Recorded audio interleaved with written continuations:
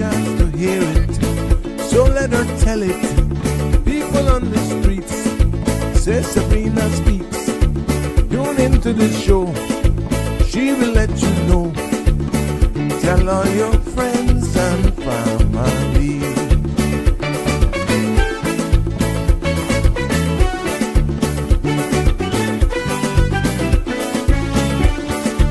Real talk is no joke. You get the news straight up from grassroots and concerns. You can hear with some people gone. So tell all your friends to tune in to Good evening, Cayman. I'm Sabrina Turner, and welcome to Sabrina Speaks, your daily dose of clarity, truth, and community insights. Every weekday from 5 to 6:30 p.m., we're tackling the issues that affect you, from national headlines to grassroots concerns.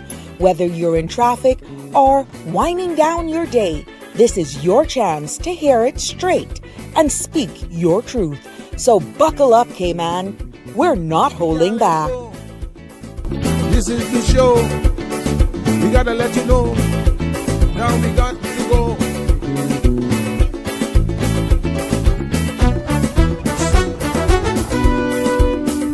And now here's Sabrina.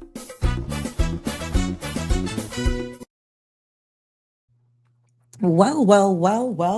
Hello. How are you? I just sent out those links. Welcome, one and all. Good evening, good afternoon, good morning, good night. Yes, to all of you, and welcome to Sabrina Speaks. Yes, we are here ready for another, hopefully, inspiring, inspirational, even kick back a little bit and have some fun laughing at ourselves.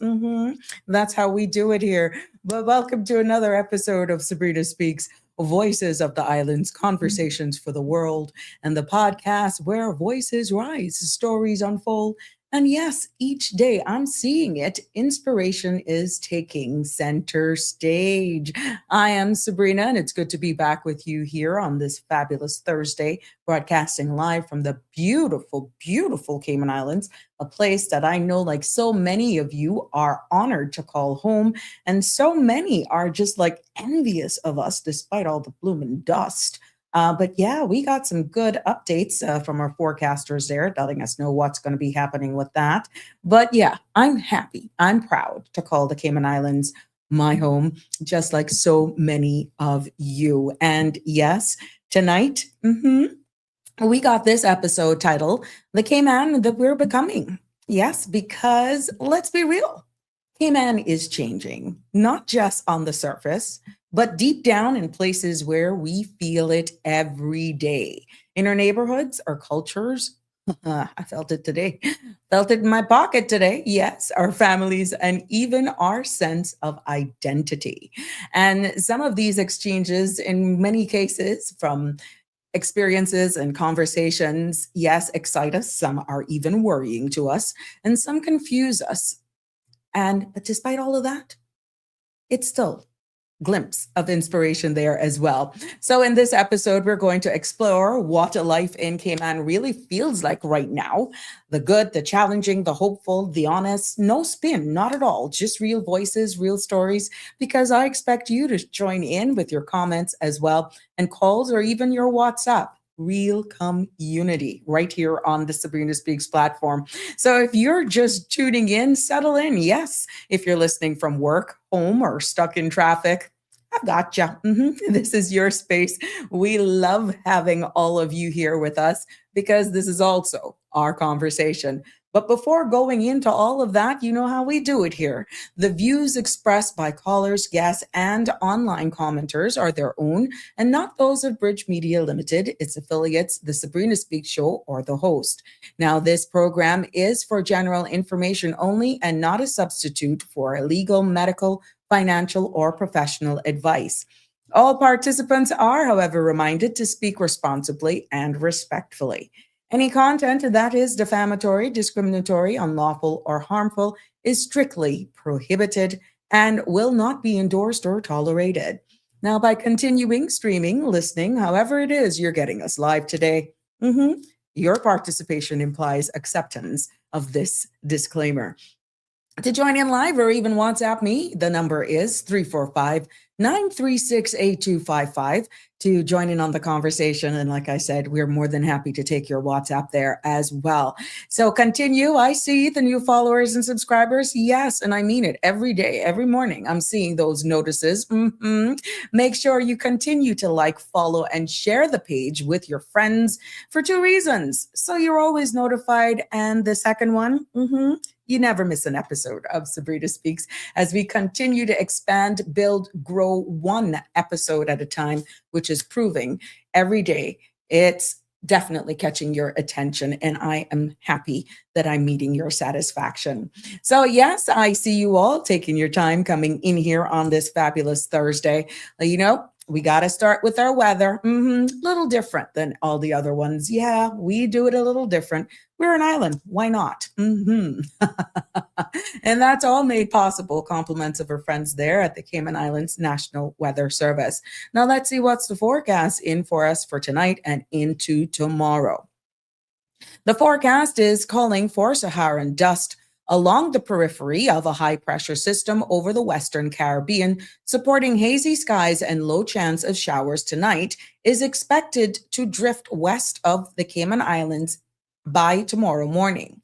A dust alert remains in effect and will be discontinued tomorrow. Gusty winds, however, along with moderate and to rough seas, are expected through tomorrow afternoon, and because of that, a small craft advisory will remain in effect and will be discontinued tomorrow evening. In addition, warm and humid conditions will persist, and radar imagery shows no showers in the Cayman area. For tonight, the forecast is calling for partly cloudy skies with a 20% chance of showers. A dust alert will remain in effect for tonight, and temperatures will fall near to low to mid 80s, and winds will be east to northeast 10 to 50 knots with higher gusts. Seas will be moderate to rough with wave heights of 4 to 6 feet. Because of that, a small craft advisory will remain in effect. For tomorrow, the forecast is calling for partly cloudy skies with a 20% chance of showers. Temperatures will rise near the mid to low 90s with a heat index of 109 degrees Fahrenheit. Winds, however, will be east to northeast 10 to 15 knots. Seas will be moderate to rough with wave heights of 4 to 6 feet, becoming 3 to 5 feet in the evening. As a result of that, a small craft advisory will continue to be in effect. There will be a low tide just a minute ago, yes, at 5:01 this evening, and a high at 11:30 tonight. Tomorrow, a low tide will be at 5:59 a.m. and another low tide at 11:58 a.m. in the morning. The sun will set this evening at 7:05 and sun will rise tomorrow morning at 5:57 a.m. The outlook is calling for a continued low chance of showers into the weekend due to drier and more stable atmosphere as the high pressure system continues to dominate our weather patterns here. There you have it. We want to thank our friends there at the Cayman Islands National Weather Service for keeping us up to date. And yes, we will make sure you are aware as well. That's how we do it right here on the Sabrina Speaks show for one and all. Yeah. Now let's take a look at what news is making our headlines today. Starting with local news, we'll go into regional headlines and take it for the business markets. And we got a little bit to tell you. So line up and we prepare for this weekend's FIFA kickoff. OMG, the excitement is building, I'm quite sure. Some are just disappointed. Some is like, I got the question asked today. Who are you rooting for? My team never loses. That's the good part. Always play it safe. Yep. Cape Verde is gone and so is Norway and the UK is out. So guess what? My team never loses at this stage of the game, but I just love it. I'm looking forward for the weekend, but we'll save a little bit more of that commentary when we get to the news segment. Let's take a look at what's making local news headlines right here on the Sabrina Speaks for this evening.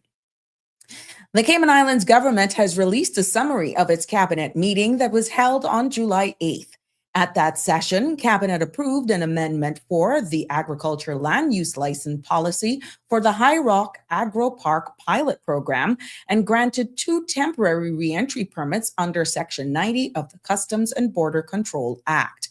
Now, members also noted the Cayman Forward Initiative's post-summary report and agreed to implement its recommendations. The two additional re-entry permit requests were denied. We see where the Center for Disease Control, CDC, is investigating more than 7,000 cases of this is a tongue twister, cyclosporiasis across the United States by Cayman health officials, but Cayman health officials says that the local risk remains low. The Ministry of Health confirms one travel-associated case has been identified in the Cayman Islands with no evidence of community transmission. Now, the cyclosporia parasite causes cyclosporiasis, typically linked to contaminated food or water. Residents, however, are encouraged to follow routine food safety practices, wash fresh produce, and seek medical care if persistent gastrointestinal symptoms develop. In other local news making headlines here this evening, the Mosquito Research and Control Unit is advising residents to expect another noticeable rise in mosquito activity across Grand Cayman earlier next week.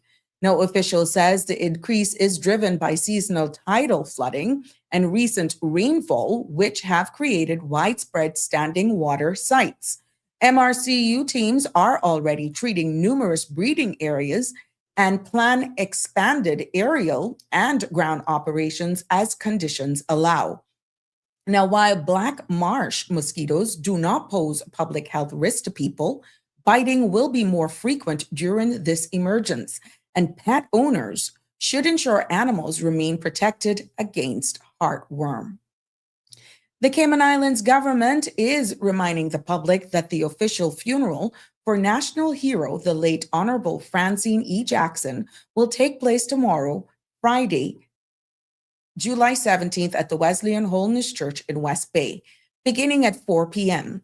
Residents are invited to follow the service and honor Ms. Jackson's legacy and decades of community service.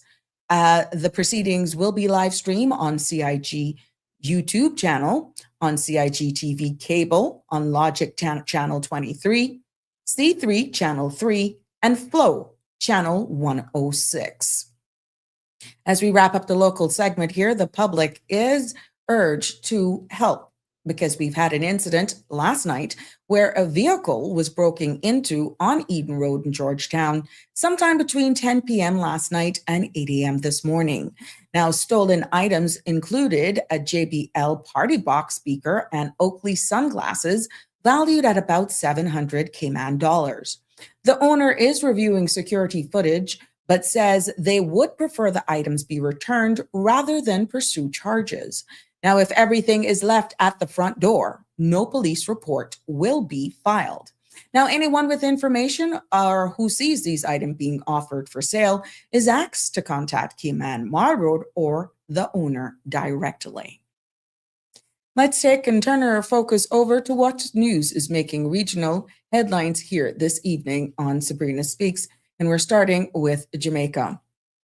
Out of Jamaica, the Gleaner is reporting that the island welcomed the inaugural Liat air flight from Guadeloupe to Montego Bay on Tuesday. Now, the aircraft arrived at Stansted International Airport with 33 passengers, marking the launch of a twice-weekly, year-round service operating on Tuesdays and Saturdays.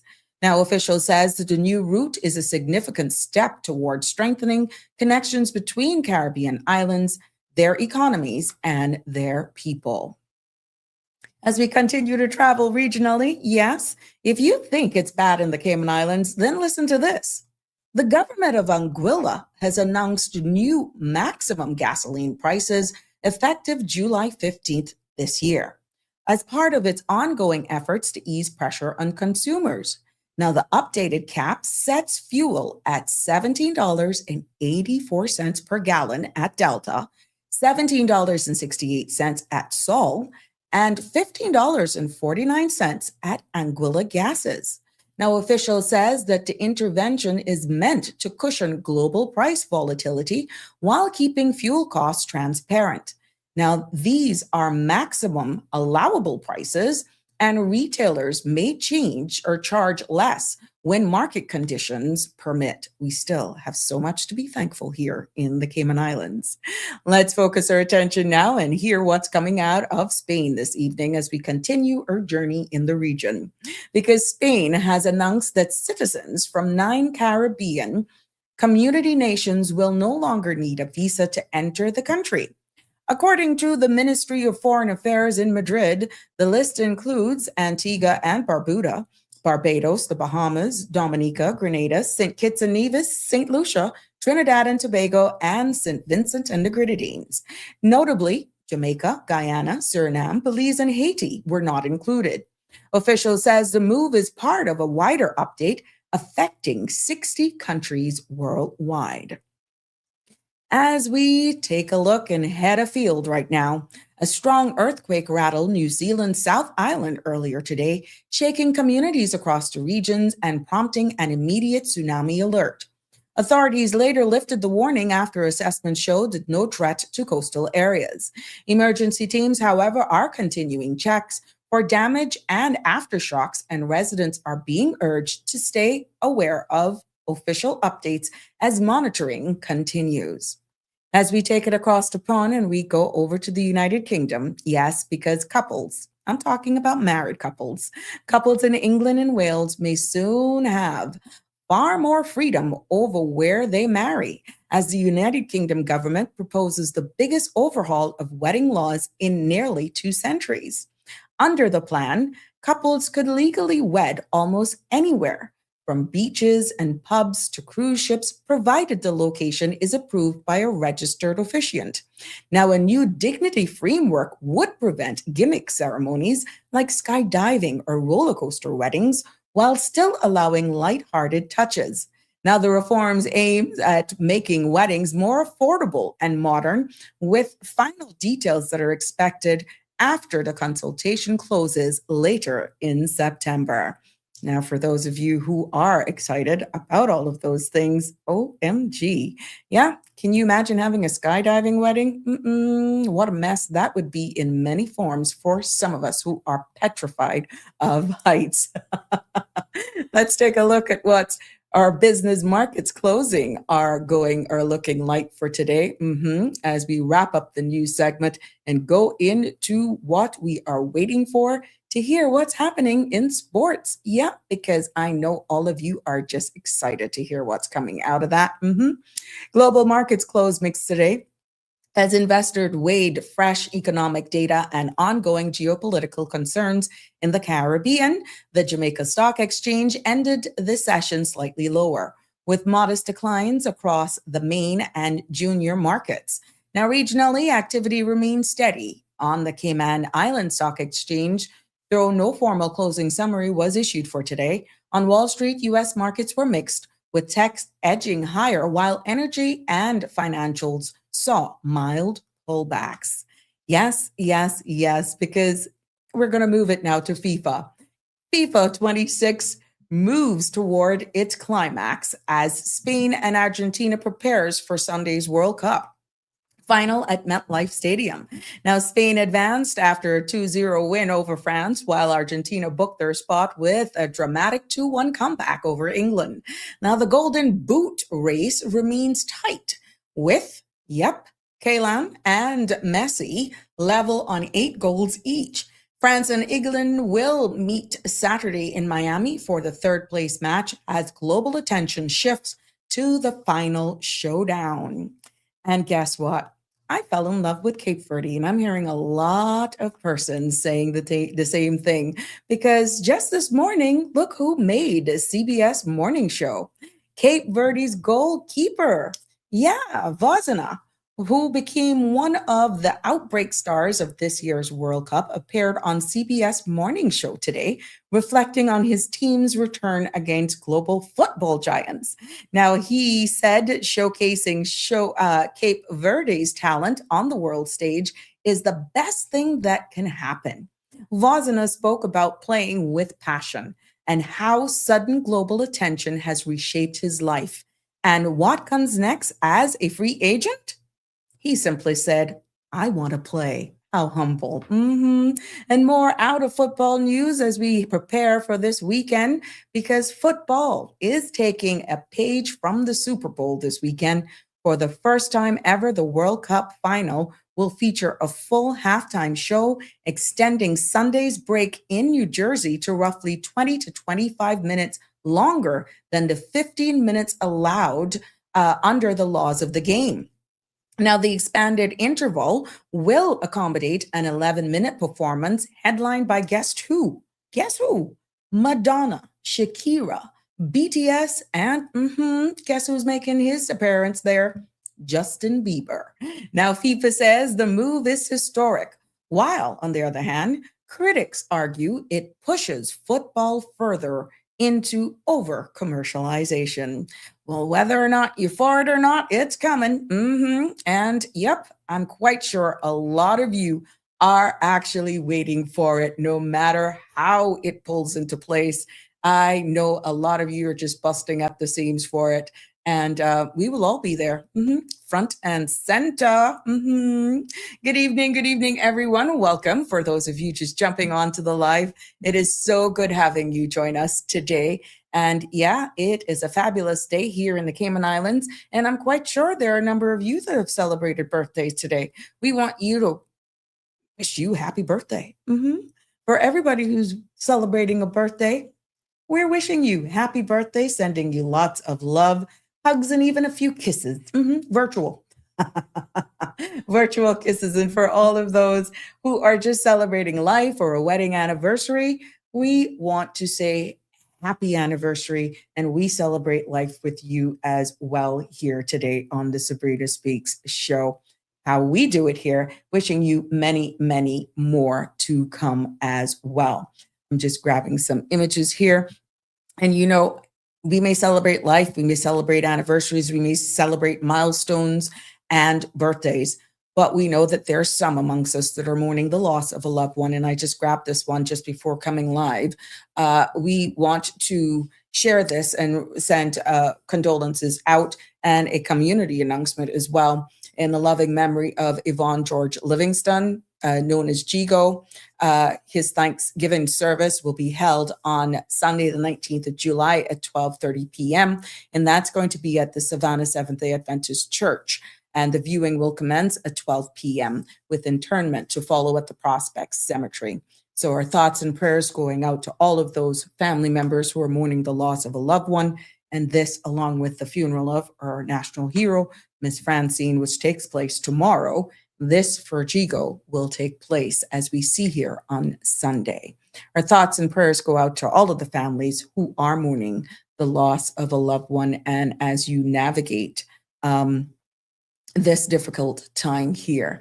Yes, it's that time for me to give you some gentle reminders as to what's happening here in and around our island, because lots of things are happening. Let me grab these flyers here, because it just makes sense, right? It just makes sense that we can have it. We can connect the dots and keep you all abreast of what's happening, from licensing your dog, that free event that's taking place. Yes, right here on when? That's taking place on Saturday. You can go and license your dog. Let me grab this one. You can go and license your dog for free at A.L. Thompson's at the main entrance. And that is a free event. Please note, you are asked and reminded not to bring your pet. There's no need to bring your pet for this event. So we want to make sure that you are aware of that. That is, let me grab it here. Sorry. When you're producing and doing all of this stuff. There we go. That is it. That's the one for licensing your dog on Saturday. I intend to go get my 2 4-legged fur buddies all licensed, because I'm here sharing all of this information with you, and charity begins at home, huh? I got 2 of mine that needs to be licensed. Why not take advantage? So I may see you guys out there on Saturday. Maybe you'll be lucky enough to see me. And if you do, tap me and say, what's happening? Say hi.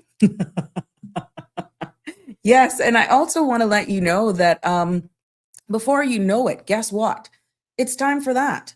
And I passed this as I scrolled today, and I want to assist Prospect Primary School and any other school, send them to me. 9368255. If I see it on your Facebook pages, I will share it. But Prospect Primary School Uniform Shop has just posted their summer opening hours, and these kick off from as early as August 1st. I know a lot of you are like, Jesus, Sabrina, we just got them out of school. What are you telling us? We're planning summer vacation. Look, before you blink, August 1st will be here. It is July 16th. August 1st is the first day that this is going to be open. And it's also going to open on August 8th and August 15th. Now, all 3 days or dates that I've shared are on Saturdays. And these are Saturday mornings from 9 a.m. until 3 p.m. Okay. So these are their dates. Saturday, August 1st, August 8th, and August 15th, the uniform shop will be open for the Prospect Primary School. And also, there's orientation day as well. And this is going to be happening on Tuesday, August the 25th from 9 until 11. So this is all is going to be there. It's on the Prospect site. I will probably do a reel if I didn't. Yeah, I did a reel. I did a reel on it already. So you can go onto the Sabrina Turner Community Activist Facebook page and you'll see the reel there in circulation so that you don't miss all of these things because time flies. I know you're booking, making final arrangements for your summer vacation. It's real. Time is flying by so quickly. And this is why I thought it was important for me to share that with you. Also, look here. Who loves a good smoothie? Why not? With how hot it's been, you can get a smoothie. Yes. I'm going to make those residents know I am doing this for you. Let the people know that connecting, we are saying Honorable Wayne Pannon and Miss Heather about their community and their country. And this is for the Newlands and Savannah community, in case you're in that area and you miss it. There is going to be a smoothie social that will be taking place on the 31st of July, and that's at Cafe del Sol from 4:30 until 6:30. This is your opportunity to just come out and mingle, chow down on a nice, refreshing smoothie. Why not? Go and meet your area representatives, and why not? Like, it's hot, it's perfect, and the kids enjoy. You just sit down and have that lighter moment. Why not? So there you have it for that smoothie event. Hope to see you there with the pictures, meaning pictures. I won't be there. But I'll be stalking. I'll be like that harbor shark on the social media pages because they got a pretty good thing going on there with their social media pages. I see all of my content creators in bloom definitely sharing their beauties today. Somebody is a little late. They'll be coming in like a bat out of hell, just tantalizing us with food and saying, did you see my post? Did you see my message? We know who we're talking about. But Donnie is in the house this evening. Good evening, Donnie. And Donnie is of Green Valley Nursery. Open Monday to Saturday from 7 until 4.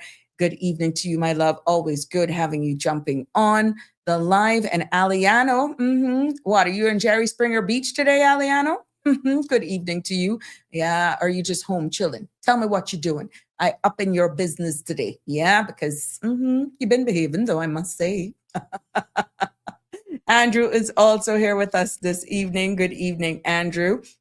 And he says, Sabrina, blessed Thursday to you and the Cayman Islands. It's a pleasure to have you here with us this evening as well. And as always, even for those of you who don't comment, hey, thank you. Thank you for logging on. And thank you for just joining us. Some of you come at different intervals or jump on the live different intervals while you outside, like some either running about in Mango Bush, or you're outside watering your orchids, or you're sitting down with a big pudding pan of mangoes eating, or maybe some of you may be walking as well and taking beautiful sunsets or views of our coastal beauty here in the Cayman Islands. Whatever you so choose, the mere fact that you have taken a moment of your time to log on to this live, I want to let you know that I appreciate you very, very much.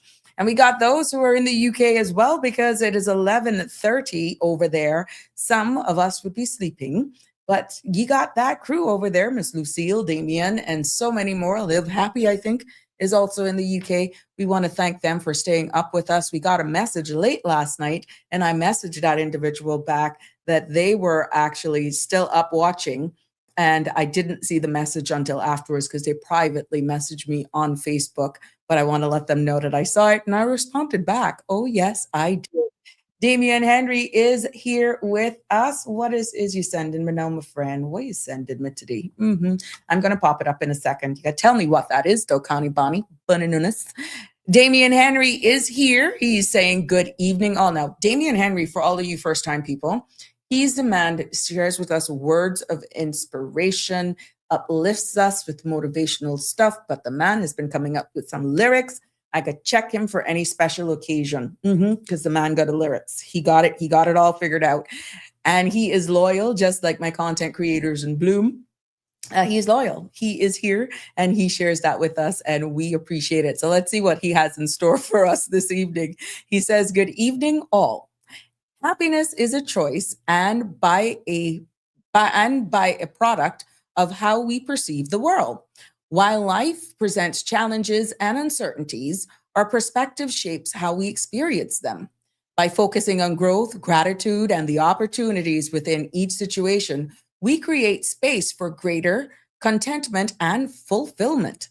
Ultimately, happiness is not something we find, it is just something we cultivate through the way we choose to see and respond to life. You see what I tell you? Yeah, that's Damian. That's Damian, the man with the lyrics. If he wrote a novel, he would take Daniel Steele and just put him out of business.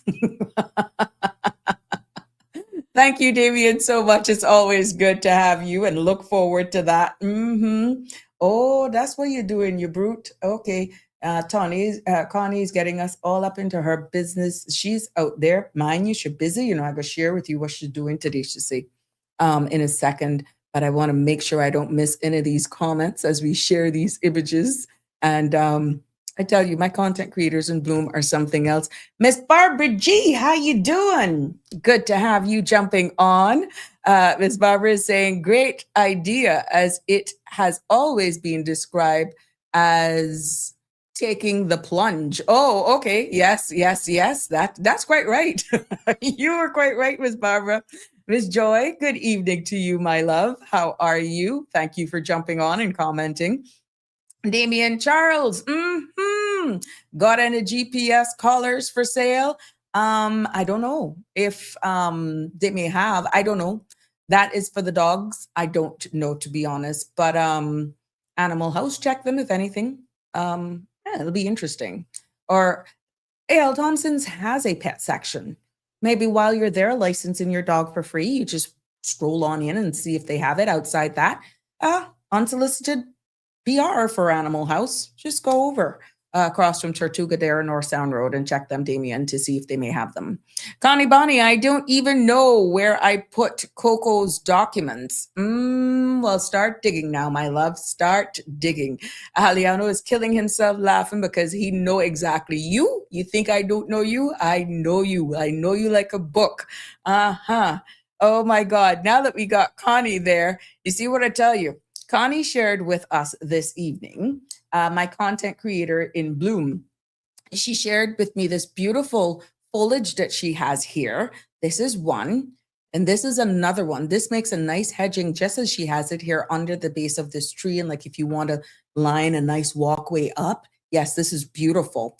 And then she heard me taking a jab at her and she's saying, yeah, she's listening. She is actually busy making garden baskets. Well, I hope they're not hanging, because if you water them and something is in it and you can't see it, you see, I'm petrified of those things called amphibians, frogs and snakes and that sort of stuff. But I adore you guys for having the green thumb. So this is what Connie, look at the cutlass. Oh, dear Jesus. You can need that for Alfred when he actually give us too much trouble. We're going to do that for Alfred.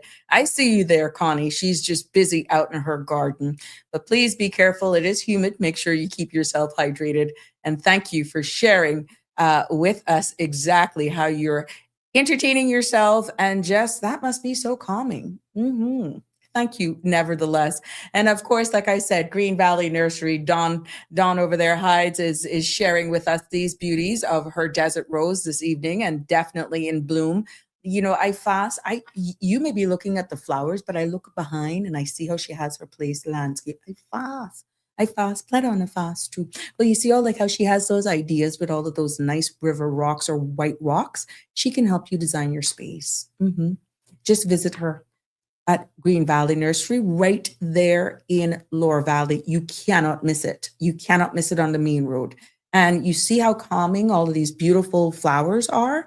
And when you go to her place, just how she has it all laid out, you just get a calm. You just get that sense of calm. Connie can attest to that because she's become a big fan. And I just love these two ladies as our content creators in bloom. So there you have it.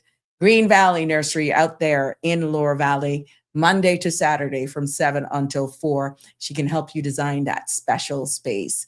Live happy, NJ. Oh, yeah. Hi to you as well. I big you up before I saw your comment come in. And Miss Barbara G is commenting this evening. She's saying, oh, my goodness. Let me see.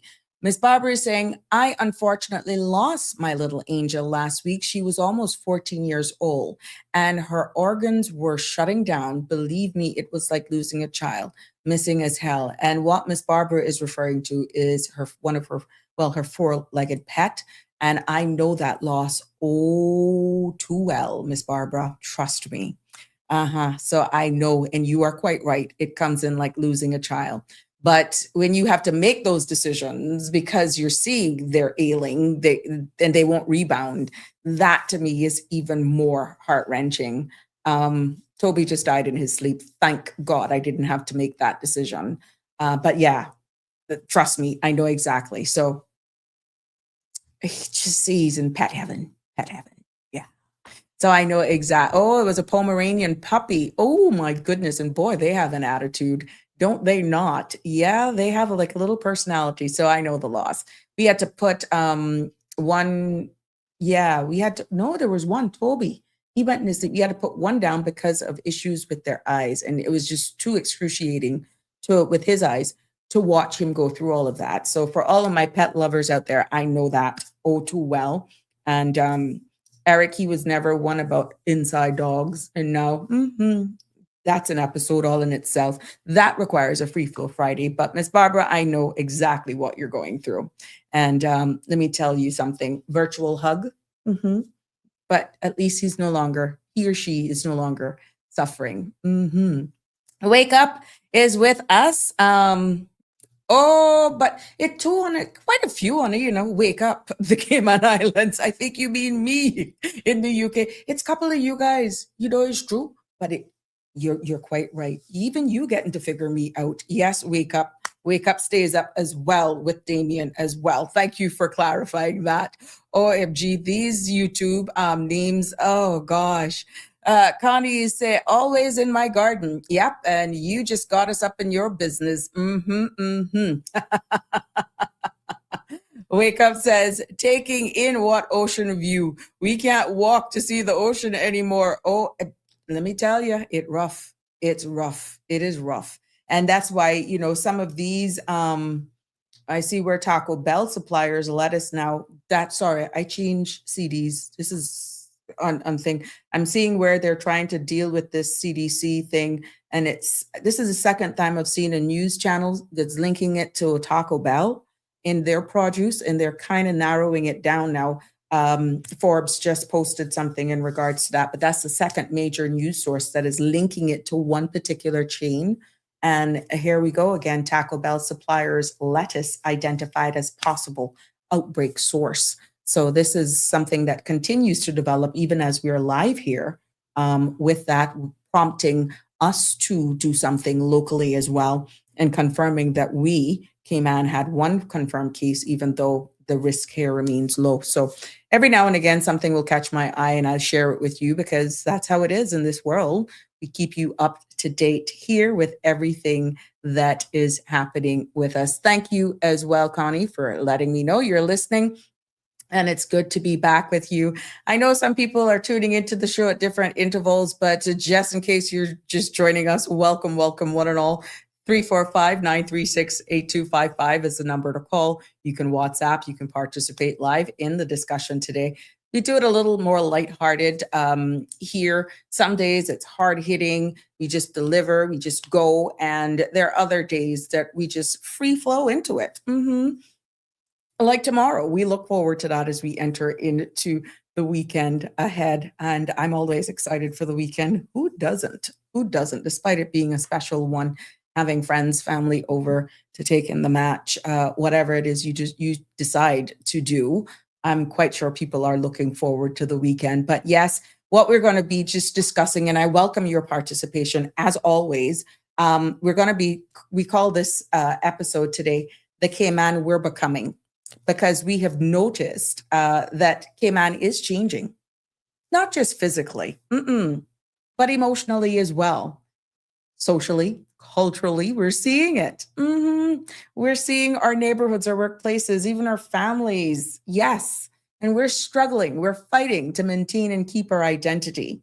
So some changes that we have identified excites us, and some got us concerned.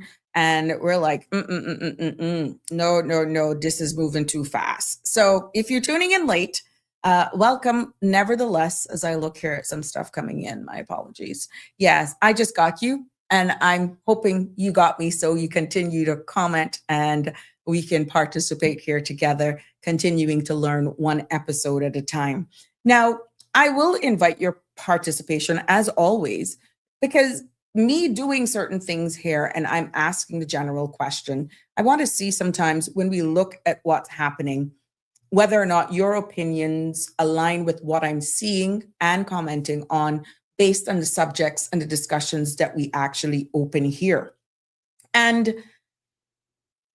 the reason why I said this is coupled by yesterday's episode, engaging with so many people, because I was out and about today. As a matter of fact, all week this week, I've been out and about outside my norm. But it's just amazing that one thing was uniquely across all of the engagements is understanding, well, of course, the heat is usually the first topic. And based on where you're at, the prices in the grocery store. There's going to be a section that we talk about that, because I got hit by one soccer punch today. And you know it bad when the cashier looks at you and says, and you're not got nothing to eat. I'll tell you more about that. But it was interesting that is becoming more and more a reality. And the only thing I could say to myself, as I left and got on the phone and made a call, I'm like, I don't understand how people are making it with young children, especially during the summer. It is really something, but it came back round to Cayman's changing community landscape as we take it and break it down. And we're hearing more and more talking about the cost of living and all this sort of stuff, but it's just straight across the board. Because when you look back, and many times it's nostalgic, because you must admit, like everywhere else, Cayman is not the same place as it was 5, 10, 20 years ago. We've seen a change in our population. We have seen new cultures pretty much come out of nowhere. We're even seeing new industries here in our landscape. And of course, shifting identities and rising costs. So at the end of the day, when you look at all of those and you bundle it up, if you are one of those that are seeing that and you compare it, what we have seen shifting here, what does community mean to you today if you were looking back at what we could define as community 5, 10, let's say 20 years ago? It would be interesting to get your feedback on that. Do you see us being more recluse, more reserved, less where participation or neighborly love, community spirit? What are you seeing? I would love to get your comments. Feel free to comment below. And it doesn't mean just locally, from wherever you are, because the unique thing about this topic is that it's just not here. We're seeing this in commentary, in all that we're seeing, even with our brothers and sisters regionally and internationally as well. So really and truly, the question that I will throw out there, what does community mean to you today, in today's world? Now, I was speaking to an older person, and very active in the community. And this was one of the things that popped back into mind when I recalled that brief communication with them or in exchange. And, that elder said something that stood out, but it was very personal and touching because I could feel the disconnect after the fact. You hear what they're saying, you process it, and all that sort of stuff.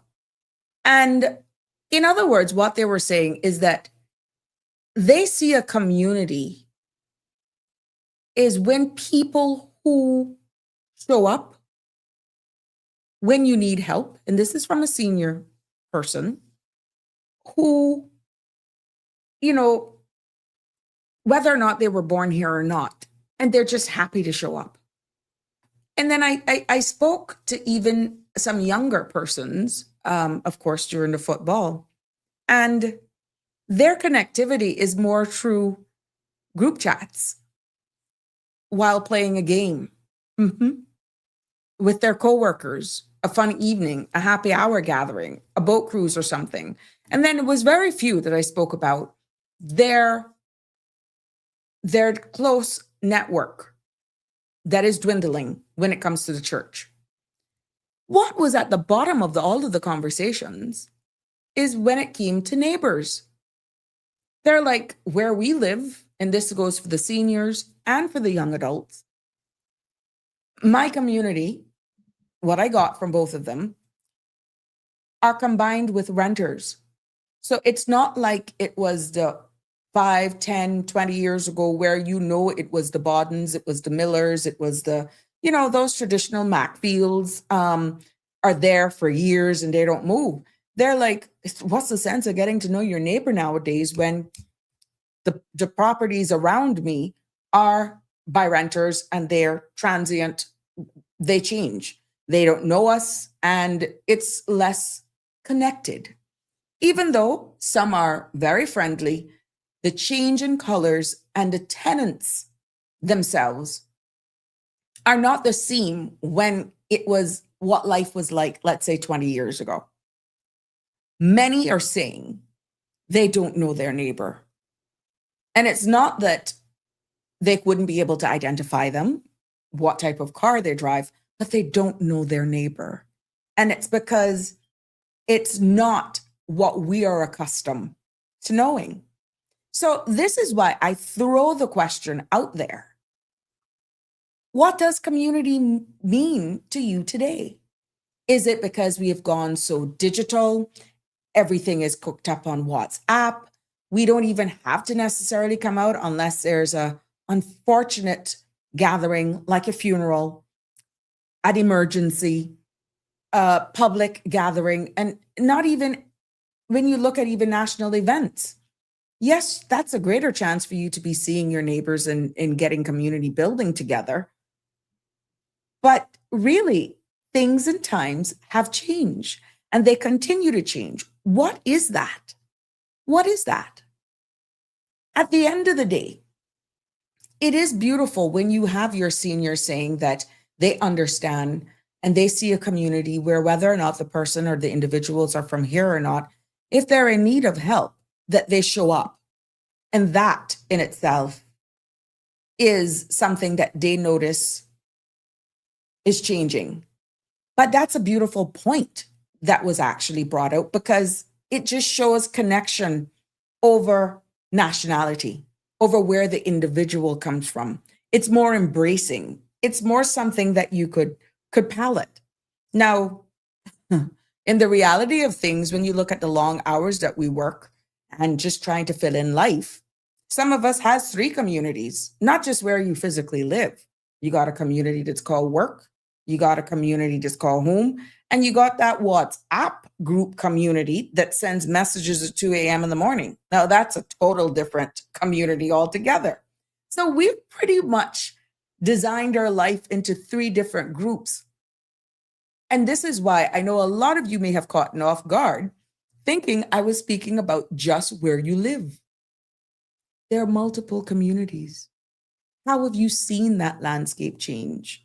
in 5, 10, 20 years. I shared with you all here when Mr. Manderson was leaving on his final day. And I kind of reminisced on what life was like. Donnie and Anne, who comments here, were saying what life was like working in immigration back in the days. That's a work community. And it's totally different now if we share our stories with those CBC and WORC officers who are somewhat separated now, not somewhat, they are separated. If we go back and we sit down and we speak to both of those separated units with the same staff right now and share the memories and the stories with them of what the community in the workplace looked like for us during our time, they would be looking at us like, you guys are from Mars, probably. And then they'd be like, can't bother with that. Yo, I just want to get in here and out of here. It all depends on the age group as well and how you value those connections. It's the same thing when it comes to where you live. And it's the same etiquette as well when you have those family WhatsApp chats and when you have those community WhatsApp chats. These are all community gatherings. Have you seen them change? Have you seen them become more disciplined, focusing in now on the WhatsApp chats? Have you seen them become more structured? Have you seen them become more politicized? Have you seen them become a way of just hiding behind a number? How you see this change? But the root cause of all of this is connectivity.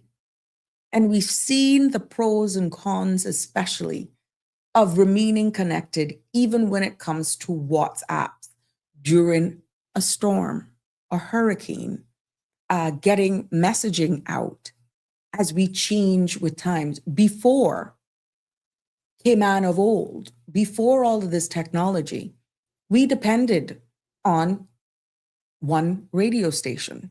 Now we have multiple sources. We have podcasting, we have SMS texting, that sort of stuff.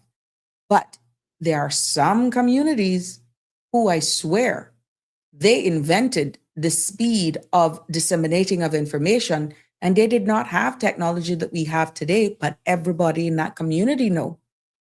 That, my friends, has now switched from word of mouth to a digital era. Now, mind you, you have some sectors in some communities that is more older. That type of communication works like a charm. And guess what? There is no screenshotting of anything with that particular age group that still exists right now in many of our communities. But I tell you what, they're on WhatsApp, they're on their social media pages, and sometimes they know more than all of us that are out here. You ain't getting no breach in that. And it's amazing when you look at how that community, that togetherness, it's like you have this routine that if I don't hear from some people by a certain time during the day and this person by a certain time, you wonder. And it's the same thing with your commentaries here. If I don't see you comment, I'm wondering, what's up? I will message or reach out to you privately, or you will message me privately and say, look, I'm good. Yeah, I'm just doing my own thing. It's the same thing with communities and what we're seeing with time, with technology and all of that sort of stuff. Our communities, whether it's our neighborhoods, whether it's our work communities, whether it's our digital communities, are changing pretty much on a daily basis. But there's a human side of all of this, because let's look into the whole number side of it. Let's take a little look into the human and the whole implication of what could impact change in our communities when we look at the economic side of things. Some people are seeing things and they're becoming withdrawn. They're seeing the struggle and the realities of just trying to make ends meet, trying to keep a roof over their head, trying to keep the lights on, trying to keep food on their table. Not that you're trying to keep up with the Joneses by any means. Many are just doing everything that they can. But because of what we're seeing, changes, inflation, just life in itself, they are struggling. So there is a human side and the economic impact on our lives. And We hear numbers all of the time. We hear acronyms about the GDP, the gross domestic product. That's what that is. We hear about inflation. I used it just now. Then we talk about rent. We hear the utilities. But behind all of those topics and all of those things, all of those numbers, at the end of the day, is a person. Mhm. And we reminisce now when, in some cases, we had late bills of $100. Yeah. We actually hearing people, wishing that there were days of old where they could say, I get a $98 bill. Yeah, we're hearing that. But even when you're going to the grocery store, some people say, I spoke to a friend the other day, and it was a lighthearted moment. That was Saturday. It was a lighthearted moment. Single parent, and said, geez, so Miss Sabrina, so good to see you. So good to see you. I said, yeah. I said, a long time I haven't done this still, but OMG, I'm going crazy. They laughed. And they said, groceries feels like a luxury nowadays. Every week, it feels like a math exam. Of course, we laughed at it, but it was real. And I'm like, okay. And you could see them just trying to grapple. And then later on, couples aisles over, I saw a couple, newlywed, just living life together, still on honeymoon. You could see them just glowing. And the harsh realities of, it's so good to see you. We're trying, and I'm really looking at other places that I'm exploring, because we're coming to the harsh reality. Newlyweds, haven't started a family. We're working the math out. We want to stay here, but right now, housing appears to be impossible. Now, you wonder why I can sometimes be in the supermarket for just a few items, but it takes me almost an hour, 2 hours. This is real. This is real. And that is the semblance of all of it. I mean, no one was in a depressed state. We were just really catching up. But it was amazing to speak to the single parent, speak to the newlyweds that are just so happy at this stage of their life. But they're having these real conversations that, of course, did not happen or didn't start after they got married. These must have been things that they have been thinking about long before. They're looking at what's happening around the world. They're looking at the geopolitical tensions that's happening and what would be a better choice for us. And they still have their feet planted here at home. And, at the end of the day, when I looked at that young single parent, it's almost like you definitely need to pull out your calculator and say a prayer before you get to the registry, because it is that daunting. You're picking up this, you're picking up that. And one of the things that caught my attention just today, because I popped into one of our local grocery stores, is that, remember, once upon a time, you could go to the supermarkets, for example, and you could get like the Procter and Gamble detergent, laundry detergent. Let me see if a couple of you have noticed this, and please, if I'm wrong, please correct me. But tell me if you've noticed it, or the next time you go to the supermarket, look at it. The Procter and Gamble, which would be like your Gain, your Tide detergents, and then you would have some of the other brands that we're not necessarily. You would have two different brand types. That one was always cheaper than the other, and it was there for your preference. One thing that I noticed today, and another shopper pointed it out to me as we were engaged again, was that the Gain, the Tide, all of those example detergents, the top shelf detergents, are all carrying pretty much the same price of those that used to be lower. And it wasn't until after 2 or 3 items, like you will have, for example, for all of you who may be traveling right now, you go away. One thing that stood out with me when I traveled, my kids were younger, and we would go for like a week, 2 weeks, and you would buy the cereal and that sort of stuff, and you buy like the MacArthur's milk that we were used to getting here, right? And you would go and you push your cart in Publix or something like that, and you would see the MacArthur's that is there. Now, you're used to picking up what you pick up, and then you would see the Publix brand. The Publix brand was always cheaper. The MacArthur's was always a little bit more expensive, even though over there it was cheaper than what we pay for it here. Set that aside. What I'm saying is there was always a difference for 2 price points in that shopping.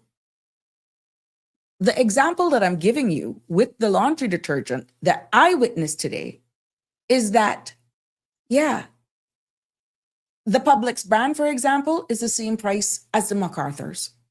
So it doesn't matter whether or not you pick up one that is more watered down because it's a lesser quality of a product, but still good enough. And then the one that you can stretch a little bit more, pay a little bit more, but give you more value for money. They're pretty much carrying the same price. This is by no means beating up on our operators, but other people are seeing it. And if you're actually going to be shopping this weekend, and I'm seeing what those young couples are saying, I'm seeing what that single parent is saying, it's like feeling like doing a math exam. And you're trying to say, well, where's the cheaper items that still allows me to do my laundry, may not be getting that whatever fresh smell, that downy smell, but it's just as good. And I can save at least a difference of $3 to $5. There is very little difference right now in those with a different label when it comes to the price tag. And that hit me today when I was purchasing, because I have to be careful. I have some allergies and there's just certain things I'm very sensitive to. So there is certain products I can only use because of my allergies. And I expected to spend, let's say, $200 on what I went to pick up. I didn't even pick up what, us women, when we see something that we didn't go for, whatever, your girl stuck to her list. I did my best to stick to my list. Well, $355 later. And I got the comment because I was like, what the heck? And I looked and I looked and I looked. And I'm like, okay, you do it. You got to do what you got to do. And when the lady attending to me said, Miss, and you don't even have no food. Yeah, that's the realities. So it's hitting all of us. And even though things and times have changed, how do you navigate that? Well, guess what? You adjust your sales accordingly. You adjust your sales accordingly. Now you look back. Do I go back instead of buying in bulk and go to pick up and itemize single things? Penny wise, pound foolish. I don't know how to do it, but I know one thing for sure. Sabrina has to go back to the drawing board and look at it, because these are items that we're needing. And many of you are just going, picking up, and you're not really looking at what's happening. I even met somebody else and says, but even if you go to this supermarket because it's cheaper here, and you go to that other one to get something that you see at this location because you can save a few dollars, the money that you are spending on gas to commute to a different location, it balances out at the end of the day. Well, yes, that is a reality. But if it's closer to home or on the way home and you got to pass it, that may actually work out for some. That may actually be beneficial for some. So this is something that you're looking at when you compare your communities, the economical side, and how things here is changing. We have identified that as a small island development state, everything is imported, including inflation. We're seeing that more and more every day.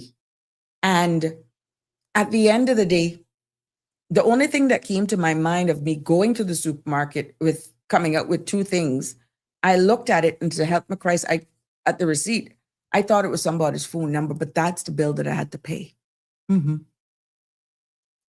And you can't even budget hardly anymore nowadays of going to the supermarket in a sense where you have a number in your head, because all of the items that you're picking up are things obviously that you need.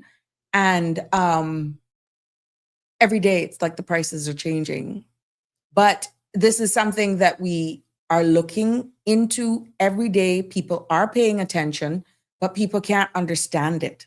And we talk about this GDP, we talk about the inflation, but things and times are changing amongst us daily, every second.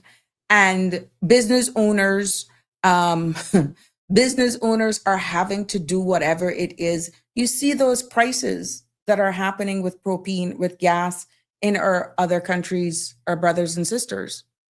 Yeah. Can you imagine what it is shopping in their supermarkets? Because at the end of the day, that's only for gas. I'm quite sure they're no different when it comes to the supermarket. Connie is weighing in saying, I stopped shopping. How do you maintain? You just go and you top up?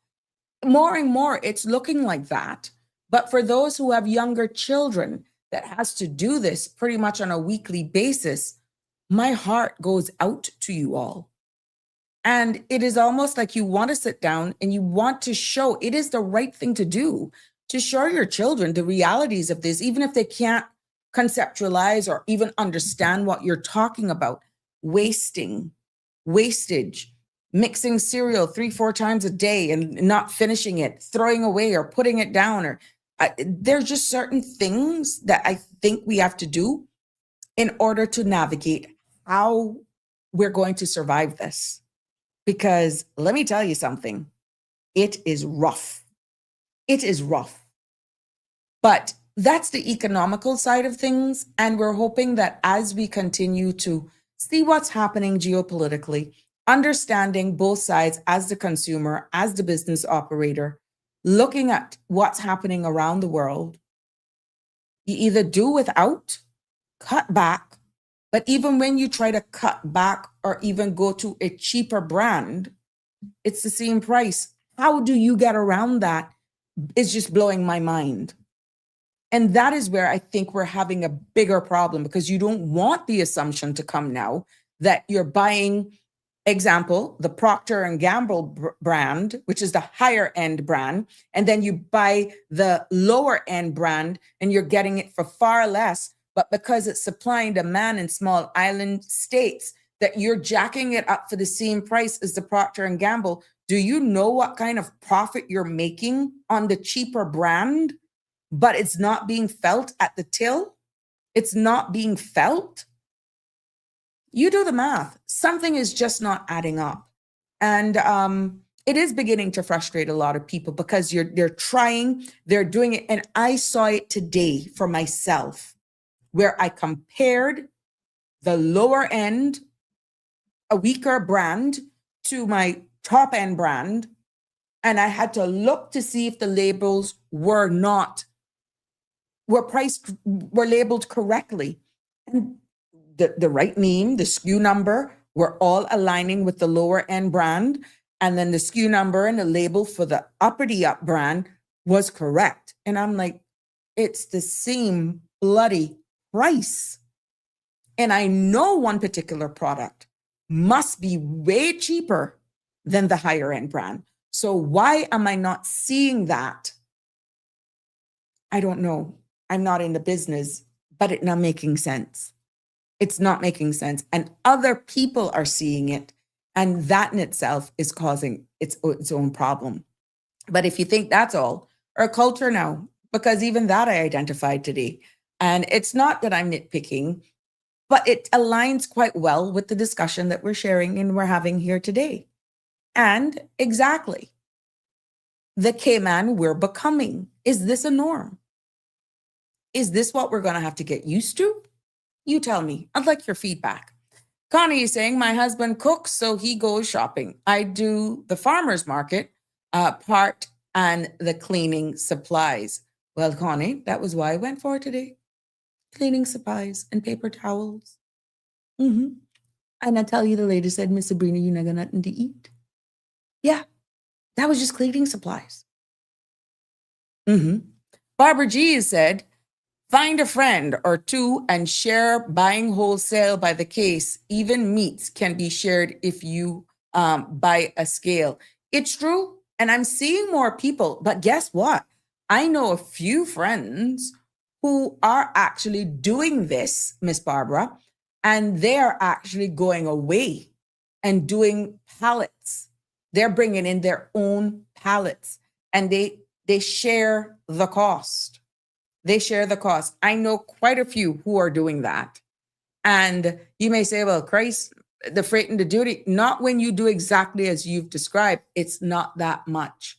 Now, if that's what it's going to revert to, then how are we going to say that we're keeping the money locally?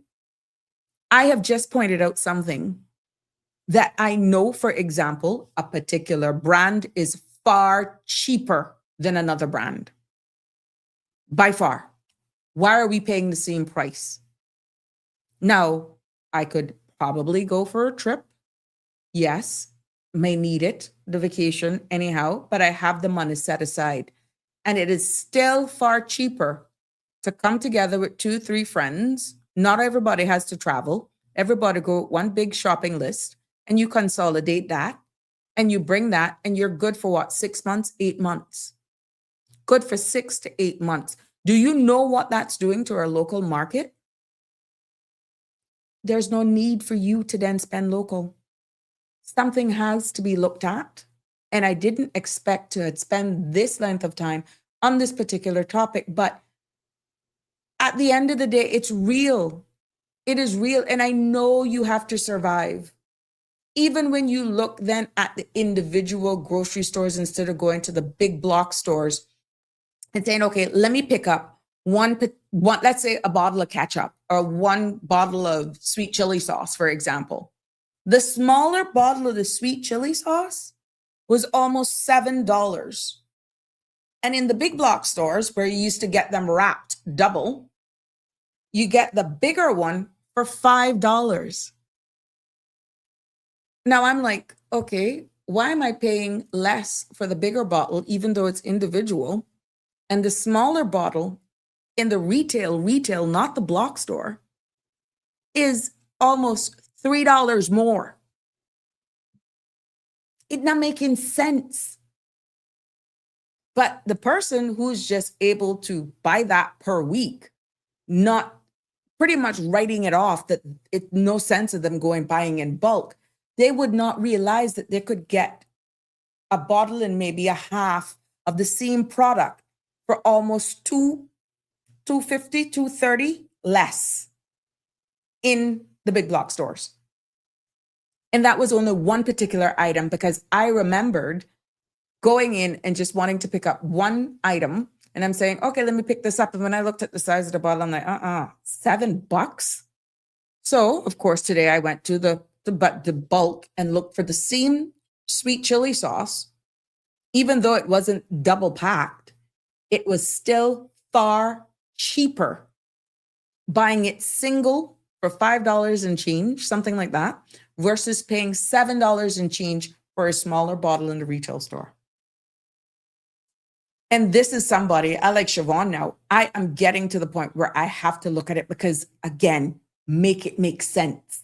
But everybody has to survive. But at whose expense? Whose expense?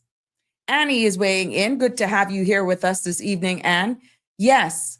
Can you imagine what people with 3 and 4 kids are going through? I can only imagine, Anne. I can only imagine. And this is real.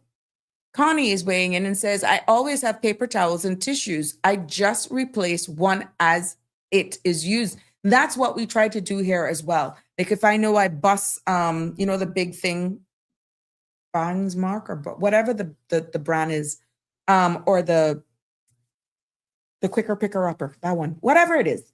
If I know I burst one, I try to go and I replace it. Quite similar with the detergent. If I use one, I try to go and replace it. So if there's anything major, any emergencies, I know I always have one that is unopened. I try to do that. But let me tell you something, not everybody can do that. Not everybody can afford to do that, right? Okay, so let me buy a cheaper brand then to do like the rugs, the dog stuff, that sort of stuff. You understand? Darling, it do make a difference. And this is why it is so in my face. I might as well just buy the regular brand. So I don't know what's going on, but we need help. And this is not just because it's impacting me. I have gone exactly where Anne has gone, saying, can you imagine those parents with 3 and 4 children, what they're going through? That's where I'm going. Yeah, with this. Andrew is saying, Sabrina, the best advice or solution I can suggest is get accustomed to cutting down on certain items, eating out, compare brands, meal planning for the week, wholesale shopping with friends, our family, by splitting the bill. Yeah. This is the only solution. And this is why broad brush. I'm only using me as an example. And this is how we learn here. And your feedback is critical because it's not like me nitpicking. It is real. But I don't think people are realizing it. I don't think they're realizing it. Anne is saying, I rarely go to the store anymore. My husband goes, you can't take the pressure or what, Annie? Barbara's saying is that you're keeping it locally if it's in your pocket. Oh my goodness. Yeah, it's true. It's true. Andrew is saying reality hits home hard. We are feeling the lighter version of things now. God forbid we see a world war or a depression/recession. Let me tell you something. It is something to really look at. And this is why then you see people are getting a little flustered, frustrated. If, let's say, let's go far afield.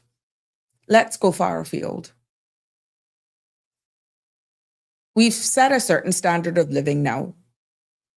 Let's say our population drops, be it by design or otherwise. How we gonna cope? Economies of scale. But let's say it drops. You don't have the numbers anymore servicing a lot of the supermarkets. It's just not there. How we gonna cope? That's the spin-off side of things. I see Miss Marla Dukaran, and I shared it on my page today. There's a survey that's going around. Miss Marla, she's an economist, and very interesting. I took the survey. I shared it. I shared her post. I would encourage you all to go on the Sabrina Turner community activist and just go ahead. Let's give honest, true feedback of Miss Marla Dukaran's survey. It literally takes 2 minutes. Give a survey of what you think and where our trajectory is. That's what she specializes in. She will process the responses. Hopefully people will be honest and truthful. And hopefully there will be all persons answering that will be local, so that the local data would show a true reflection as to what people are going through here. But one of the things that she was saying, and I'm paraphrasing because I'm not an economist, is just what I understood from what she's saying, which is why it's critical that we answer these questions. We have a decision to make. Where do we want to go as a country? Do we want to stop the population now? It's forecasted maybe right now, the local population, we don't know what it is, but we're closing to like 94,000. What do we want it to be? You think if we freeze now, however you're going to do that, don't build it anymore, whatever the latest numbers are,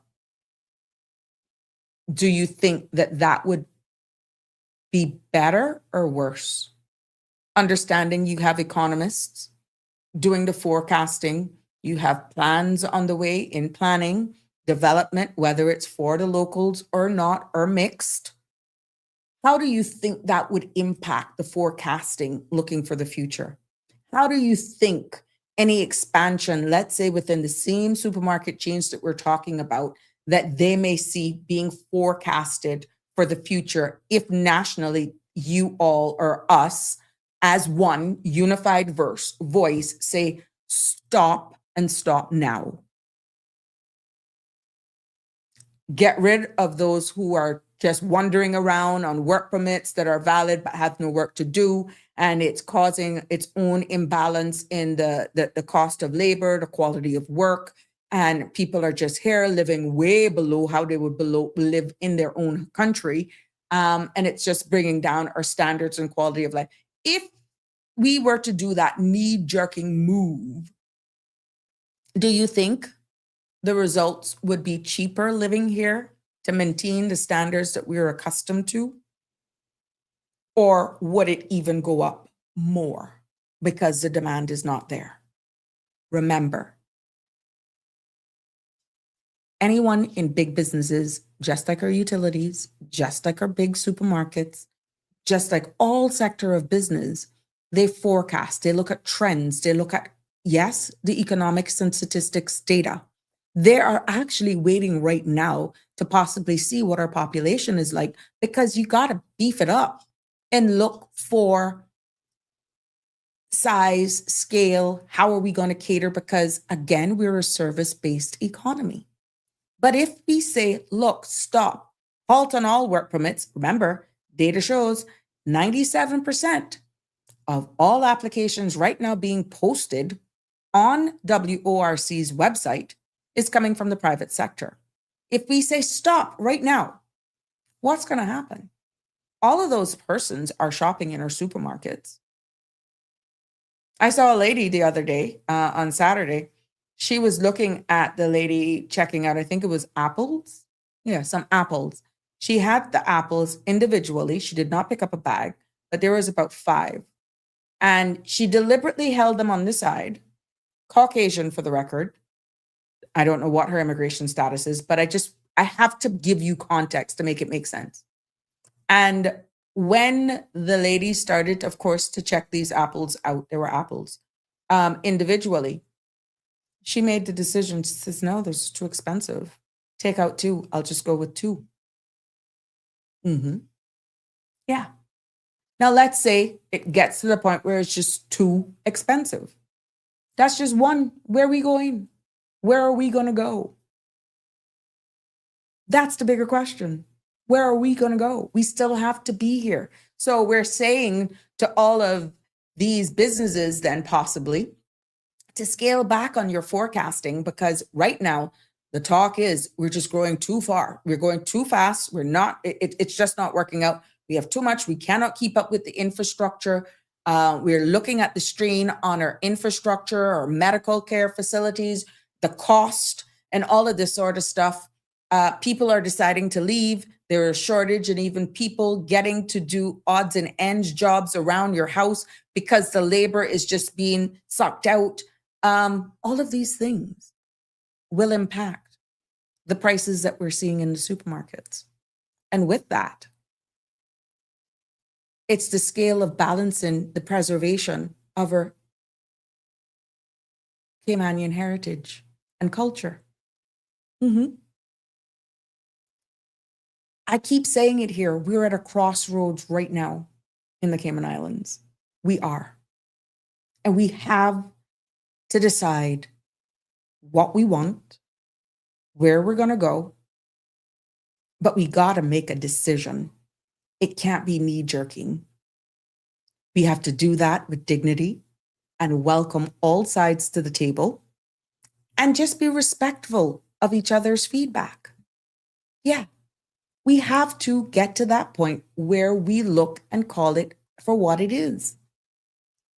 As we see the demand for labor to come in to fill a lot of these positions, the 97% of those positions that are on the WORC post, we see pages on top, pages of classified ads in printed media. Yeah.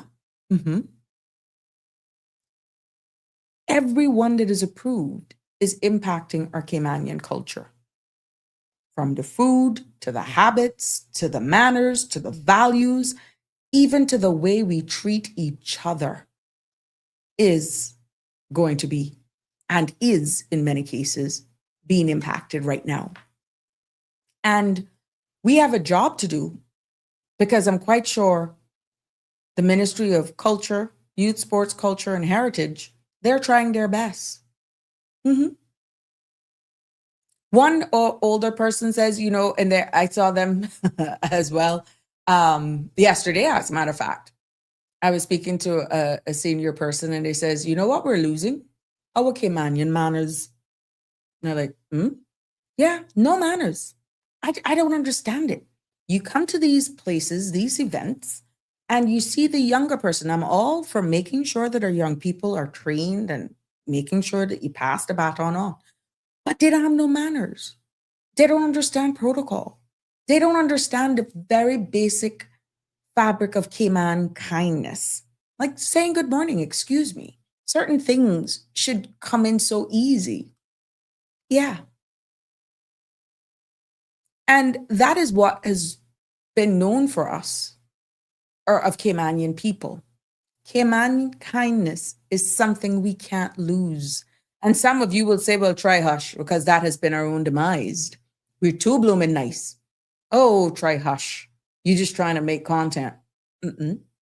Say what you want. When you buck up into a true Caymanian, that is something that is buried deep within our soul, and we cannot help it.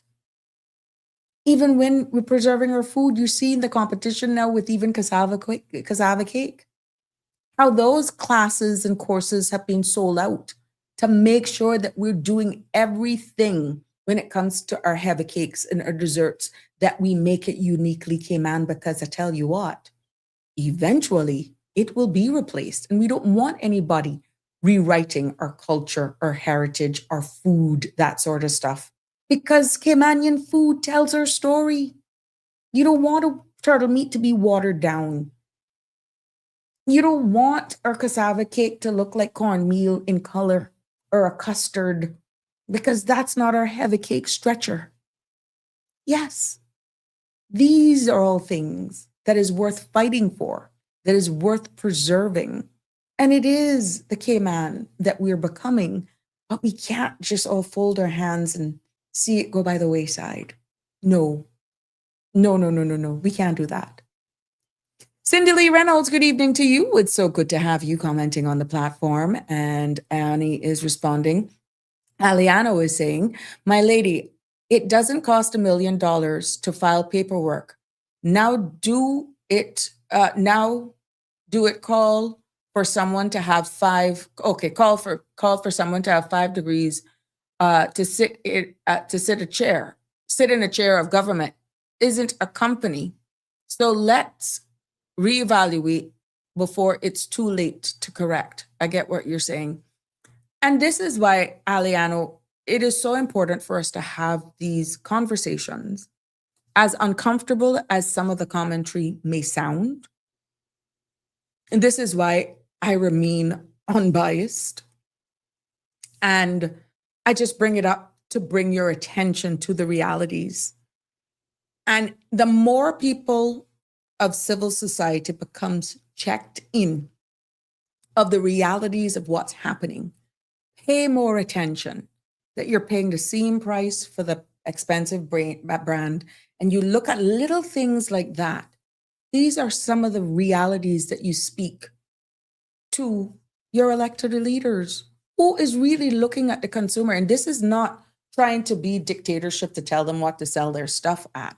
But at the end of the day, the Consumer Protection Act is another thing that came to mind and would come into place. Better Business Bureau. Do we have that? What is that? Does that exist? It's not to tell people what to do, but when you can blatantly look and see unfairness, who do you go to? Who do you report that to? Because I observe it. Other people are observing it, but you're like, well, if you want it, you buy it. And if you don't want it, you put it down and shut your mouth. But is it fair? Is it right? Or you just take it? Is it right is the question.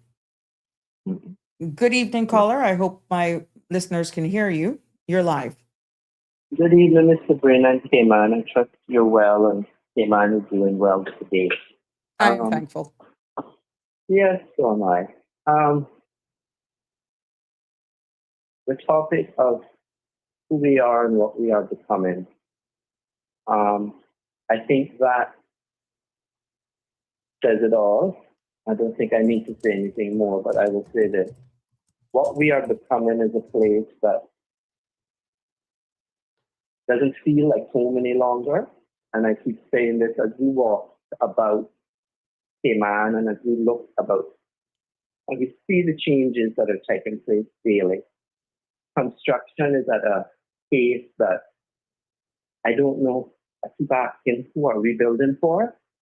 I guess we're building because this is the place to be right now. People are coming here in groves and everyone wants to come to Cayman. And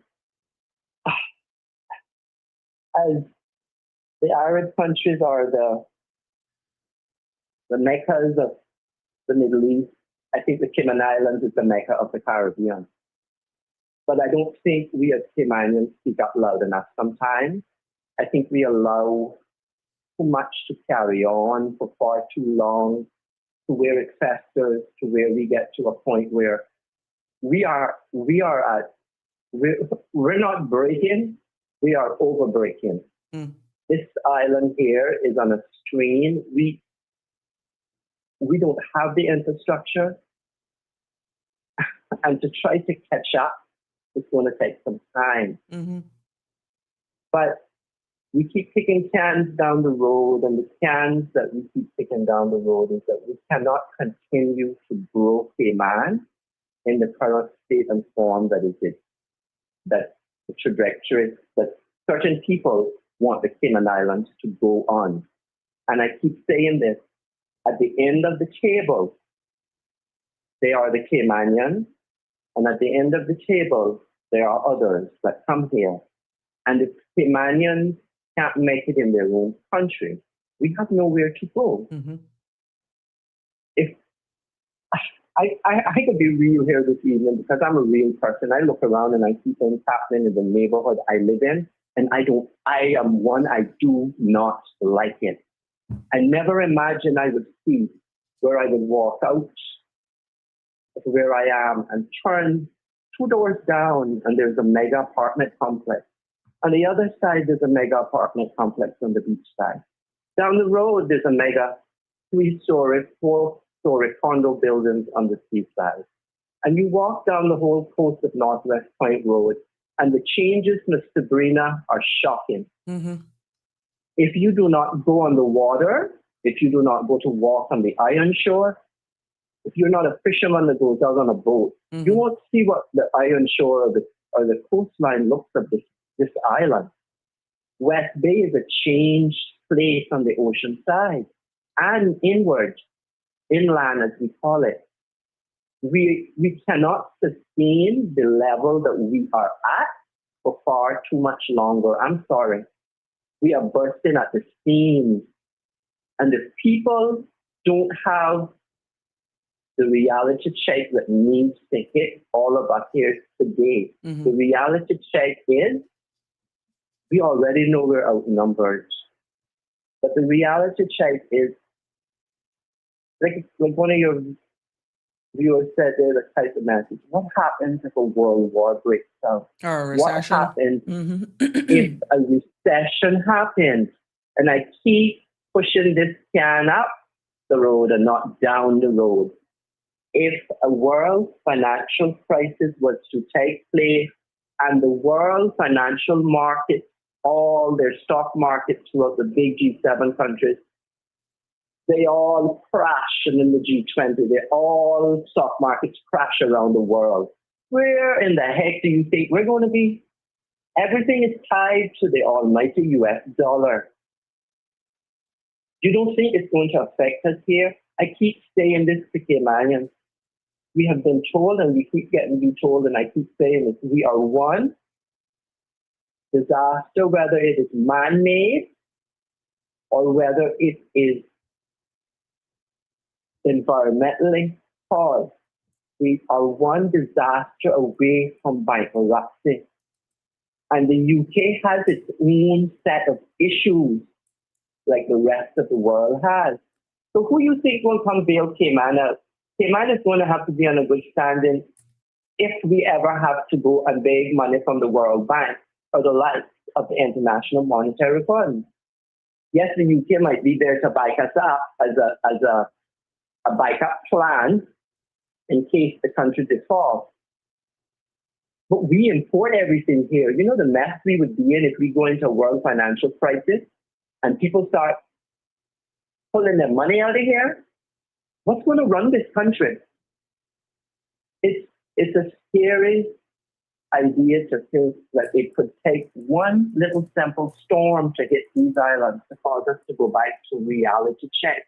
And like I give the reality check is, I'm a person, I shop around because I live on a budget. Mm-hmm. And the things that I use, my rice, my pastas, my peanut butter, I don't buy from the regular grocery stores. You have to learn how to shop. You buy it in bulk. You don't go to the supermarket and buy a pack of chips that is $4, almost $5, that is just 4.5 ounces. When you can get the same big bag of chips that is $20 at the wholesale place, and it is $10. You see the math? You're getting 4 packs of chips for $10 versus 1 pack for $5. You buy in bulk. If like you have allergies, you can't eat everything. I have osteoarthritis. Inflammation is the word.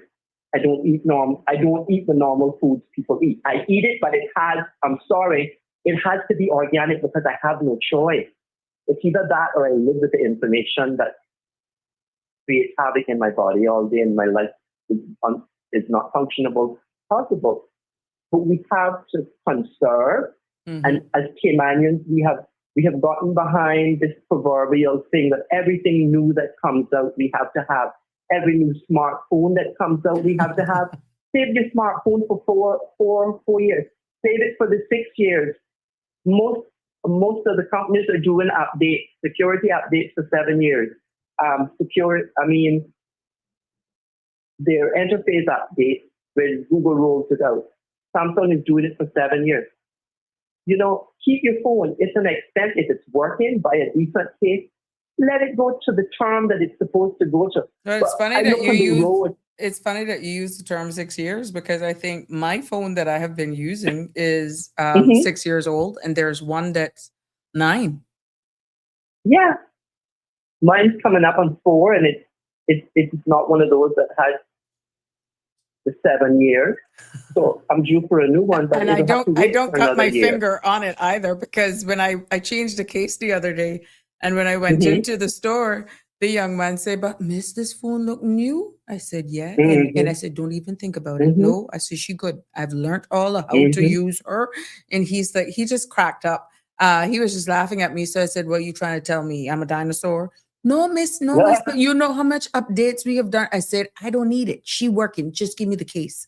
Like, he was laughing, but he was just shocked at how well the phone was kept and not realizing it's 6 years old. Yes, ma'am.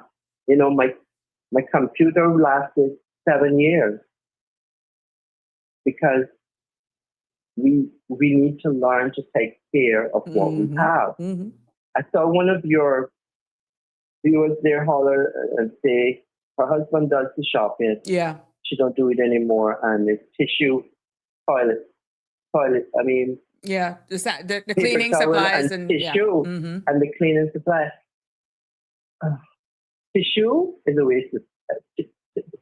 I'm sorry, people have allergies and they need it, but you buy your tissue if you need it. Paper towels I don't buy. I use hand towels in my kitchen. It cuts down on buying paper towel. I don't need the paper towel. Well, I think today I saw a price tag of almost $35, and I was like, huh? Yeah, and for what? We are carrying home $35.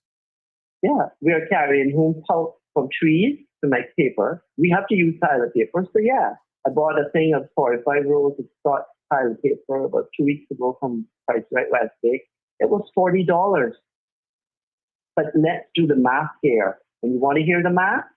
A 4-pack of that same Scott Pilot tissue at Foster's, and some is even more. It's about almost $8 for 4 packs.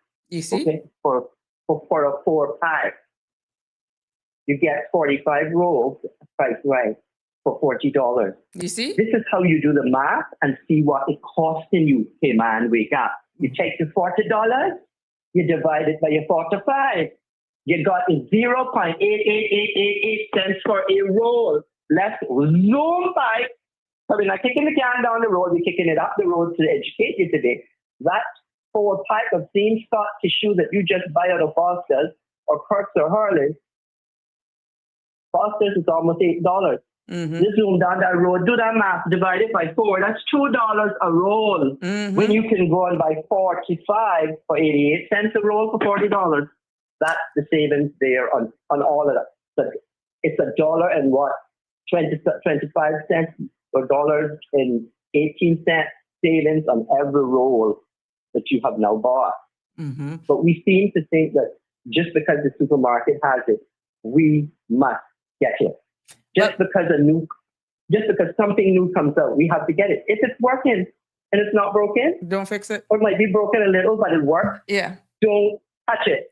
Leave it and let it wear out. Well, it's funny that you brought that example in regards to the 4-pack versus the 48, because what I'm seeing now, it's still working with that example.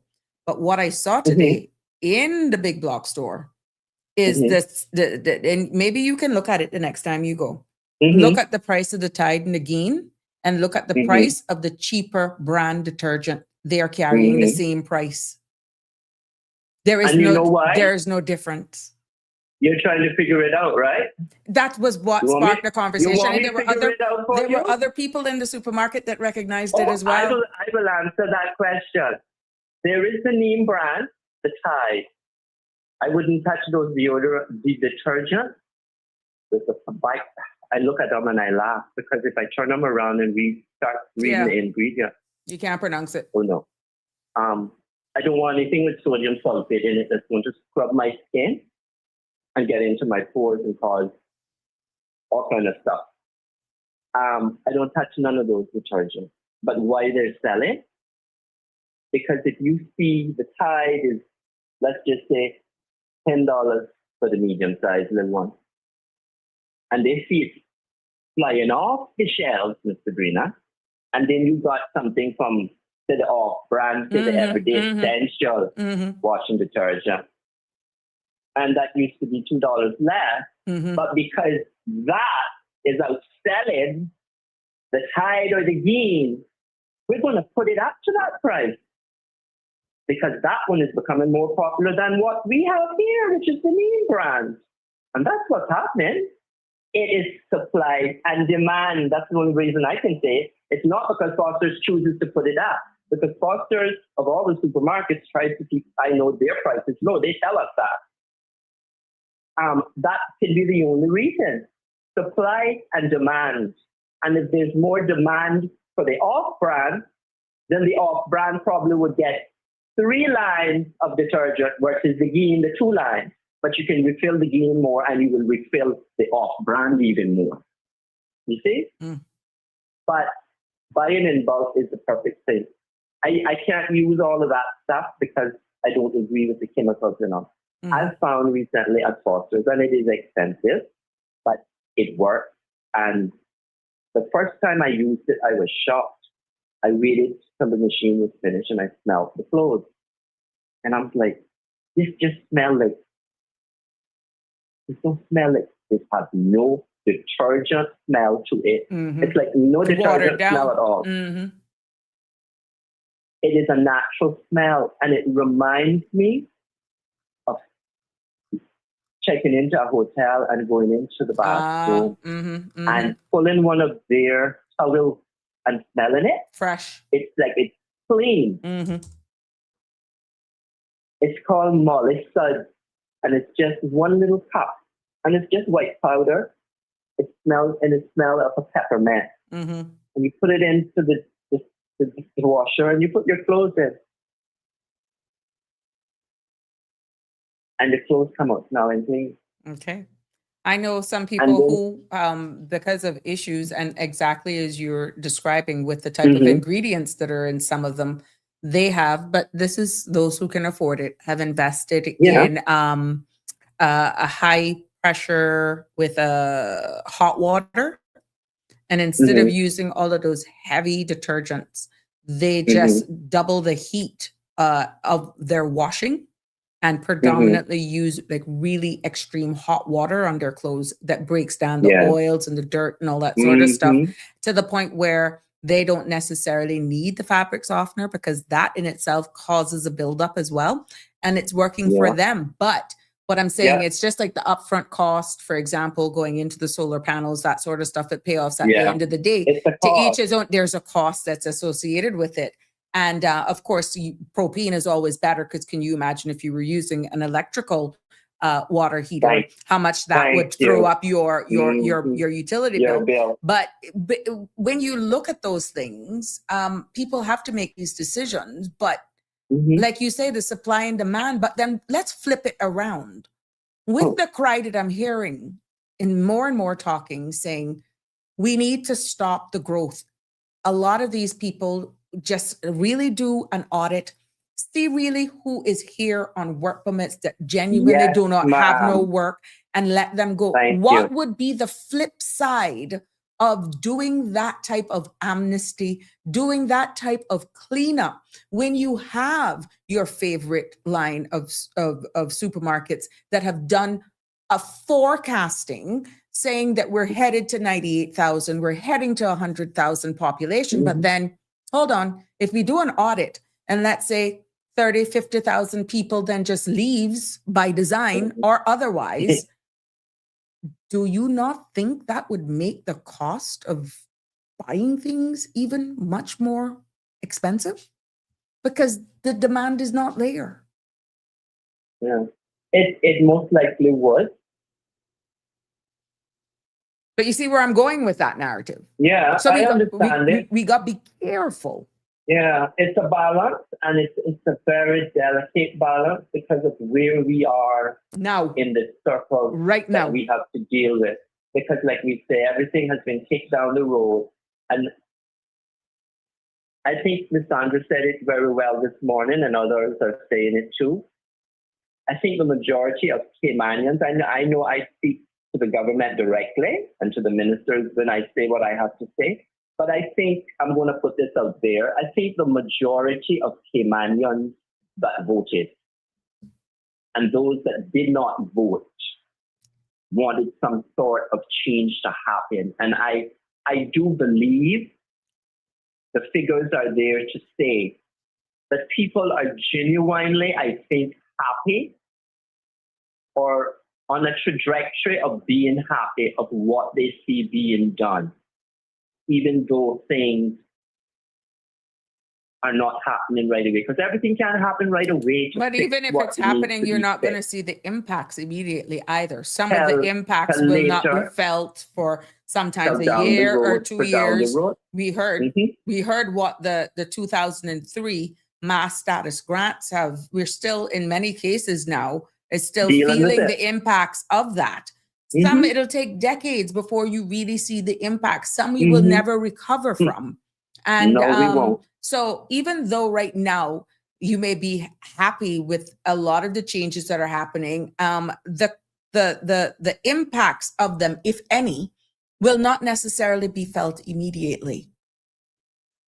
True. Because understandable. Remember, economics and statistics and data, even when those information is collected and scrubbed and put into giving you the results that you're looking for, you're always getting them not in real time. You're getting that information after the fact. Exactly. Which you will never, based on the ESO data, get stuff that's happening in real time. And I encourage people about the population growth. I don't know if you missed this. Live Happy said that they confirmed that they filled out the Marla Dukaran survey on population control. And I shared it as well on the Sabrina Turner Community Activist page. It's a very easy thing. And that talks about, caller, you might be interested in this. It talks about what do you want to see? What numbers are you looking for? So The data A she's balance asking for, the data that she's asking for is is trying to relevant capture and get a sense, a feel for of what the what Caymanian people want. So I the war. encourage people, yes, I encourage Yeah. people to go on and do that survey. And let's hope that you get a true evidence, some Picture semblance, a of picture what the of picture really is. what, because you're speaking about you want it slow down. You may have some Mhm. people in business that's their lifeline, that's creating jobs for people and Yeah. saying, look, if this goes Understand? to a halt, I'm sorry, I'm going to have to lay you off. Then what happens to Mhm. those Caymanians that loses their jobs? It's a Mhm. balancing It act. So it all it depends on is. who you speak to. And then it comes with respect and dignity, because there will be some positions that you don't have sufficient locals in order to fill them, or the requisite Mhm. skill sets, expertise, and stuff to keep these companies running. And at the end of the day, there's Mhm. a trickle down effect. So I would encourage, and this is by no means being pushed by Miss Marla Dukaran, by all means, this is unsolicited, but I just stumbled across it. And I think Mhm. it was Unsustainable Cayman. And then I looked deeper into it. And either they're Sustainable Cayman, you go on Marla's page, whatever, do it. I don't care. Mhm. Just do the survey. Just do the Yeah. survey. Yeah. But Just do I it and shared it on my give the platform as information. well. Yeah, that's the And that's key. wonderful. So I'll be But looking it's for just those results in the coming months for sure from yeah. her. We you know we are at a point where we really need to stop destroying the iron shore. It is sad to look at, to see what has been done throughout this island. And I keep saying, who are we building for? There's no Caymanian that's coming out of school that's going into work within 3 years' time can go and buy a $649,000 2 or 3 bedroom condo. That's unrealistic. That's a goal that's not reachable right now. And when you look at what the generations that are here that are coming up after us, because we're all aging and we all have to leave this earth at some point. And to try to leave Cayman in a little better place than it was when we came and found it, Mm-hmm. I think it's up to all of us that live here, Caymanians and foreigners, because we got to stop destroying our environment. We got to stop building. We can build all the roads we want. But if we still continue the amount of cars going on it daily, every day I see a new license plate. What the heck are we doing with license plate 243? Every day a bank is giving someone a vehicle loan because people want to drive. And we have to get to a point where we take all of these old, dilapidated pieces of junk, cars and vehicles off of the road. They are causing too much pollution. Well, I'll tell you something. It's funny you said that. And I just stick a pin here. There was one truck driving beside me heading into Yes, town ma'am. today. And there is no way in this God's world that anyone could tell me that that truck passed inspection. The bed was tilted. There was a black garbage bag covering one of the, if it's not the back glass, it was one of the other glass. It was, What what you bag? call it, crab walking. Obviously, that had been hit before, but there is Uh-huh. no way. One of the windshield wipers too, I think they didn't have no windshield wiper. Yeah, And it's all sorts. I saw, and I'm like, there is no way that could have passed inspection. And the black No. smoke that was coming out, as you Mm. described, I'm Yeah. like, Pollution. OMG, what Pollution. And have why you we- think it's so hot? And I just read an article, El Nino is only going to get hotter. Yeah. It's just getting hotter. So I'm going to leave this out there because we all have to conserve. And if you don't need to burn your air conditioner in the day, do not burn it. Mm-hmm. If you can do without it, yes, it's hot. And yes, the heat coming out the windows are hot too. But if you have it on at night and you got split unit, Mm-hmm. most split units have a timer. Put it on a timer to cool your place down. And when morning comes, it cuts off and the cool air stays in. You keep your windows down to keep the heat in, the coolant. Mm-hmm. I know some people don't do that. Can we like But open up our windows and then we just letting all of yeah, that and heat I in? like my Yeah. windows Mhm. open too. Yeah, I but at keep least mine in pulling my the curtains bedroom frost. down, Yeah. but yeah, and the blinds locked. But it's so hot, and then if your houses are not properly insulated, Insulated. Mm-hmm. oh Lord, and just the scenario, if you have a zinc roof and it's not insulated, well then you Oh, are doomed wow. this summer. Yeah. And I feel sorry for those people. But we have to do a better job as all persons living here to do our part to consume less. Not because it's in the supermarket, you buy it. You buy what you need. And I shop weekly. What I buy in bulk is for the month. Mm-hmm. I love peanut butter, but it's healthy peanut butter. It's not jiffy. It's not this either pan that has soybean oil or that has canola oil. Those are inflammatory oils. Cost you less. If anyone loves peanut butter, and I am the biggest peanut head and peanut butter fan in the world, because I do a protein shake a day with 2 tablespoons. Mm-hmm. And let me tell you, cost you less has a big old jar of organic Smucker's peanut butter. I think it's about $10. Boy, is that delicious. That's how you buy in bulk if you're going to use it for the whole week. Versus going Foster's and getting the little small jar or Kirk for $8. That don't make sense. But right now, some Yeah? people can no better do. I'm telling you I that, know caller. They we can can't no better afford do. it. They can no better do. Yes, I know. And I don't think this fuel surcharge is going to have any much of an impact on people because as we see, the electric company CUC has to upgrade its system. And like a caller said this morning, we can fuss and we can row and we can fight and we can carry on about CUC all we want. They have a contract. But We said it here. Sandra they repeated have it this a morning. contract, Exactly. and they could do better with some things, but they have done a lot of things better over the years. Exactly. And I keep going back to the memory I have, and I'm going to leave it here after this. When I came home from my trip from the States after Ivan had hit Cayman. Cayman was a change place, and I was ready to see how it looked because I knew how it looked. But the respect that I still have for the men and women of CUC, I remember the residents stopping and giving their workers water. Some brought them food daily. That's the memory of Cayman kind that I remember. Mm-hmm. And it wasn't us that created this Cayman kind. And I'm just going to say that it wasn't us that created Cayman style fish because my mama and my dad never cooked no Cayman style fish with no tomatoes. It had it in it by our brown soup. So I don't know where that came. But the respect I still have for the management and the staff of CC goes far beyond anything that I would imagine I still would have had today. But when I see a CUC worker, I smile because I remember the evening electricity came to my road and my neighborhood. After Ivan. Mm-hmm. And that was the time when I could say to a friend of mine, here you go.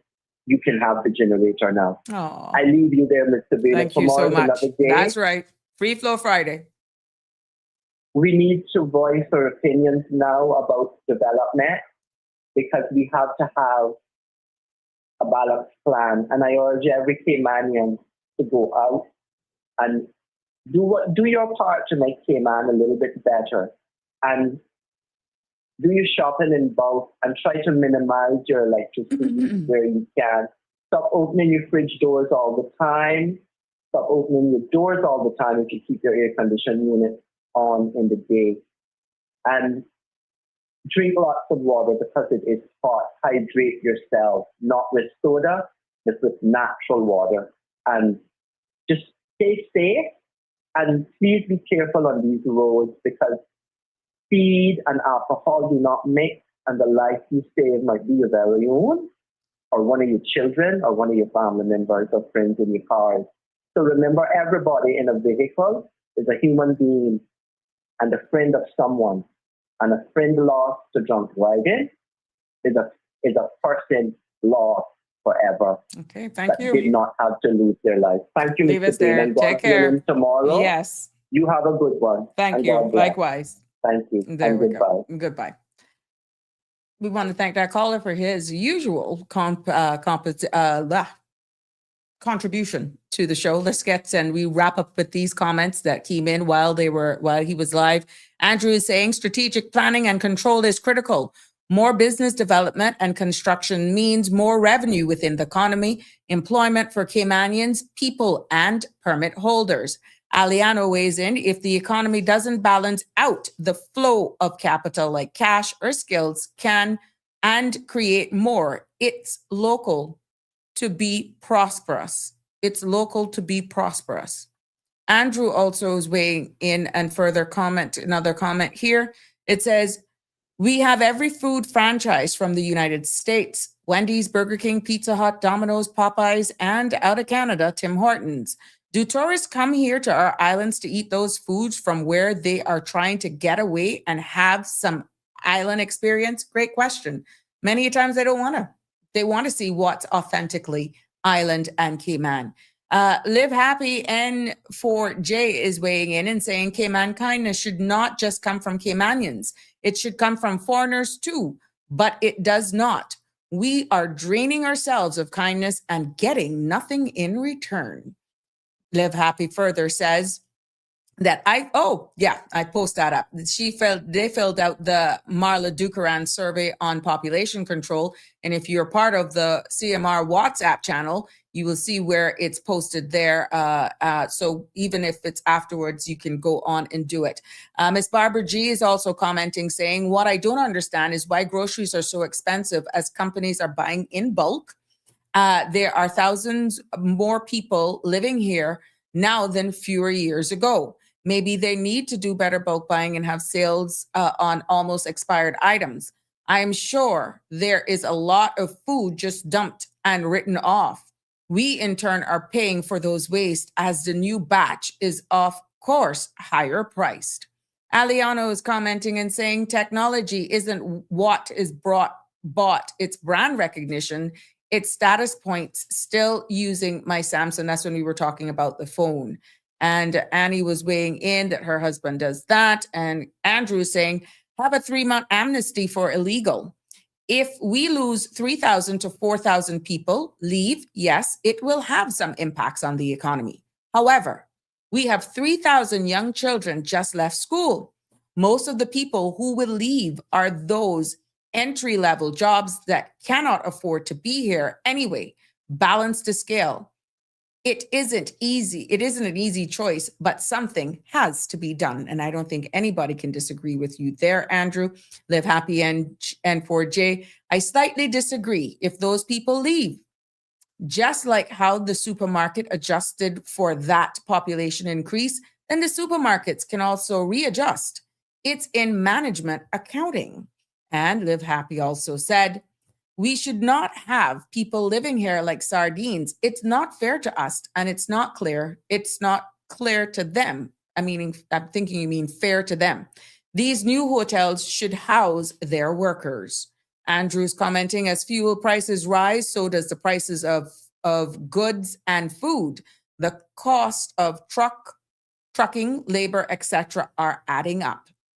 As we wind down here with the last two comments, Live Happy saying, are Caymanians the only kind people in the world is a question. Can we get some foreign kind for a change? Just asking for a friend. Oh my goodness. And C.E. Banks is saying amen to that.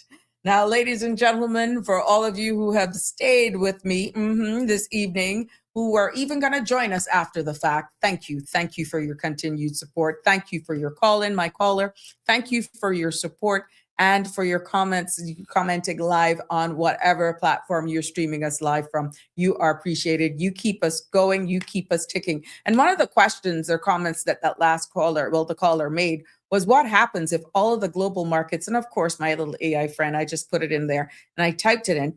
God forbid, if the global stock market were to crash, this was the feedback that I got, Cayman would feel the impact quickly. As a major financial hub, the islands could see reduced activities across funds and banking, tighter lending, and slower business growth. Tourism and real estate might also cool as international spending drops.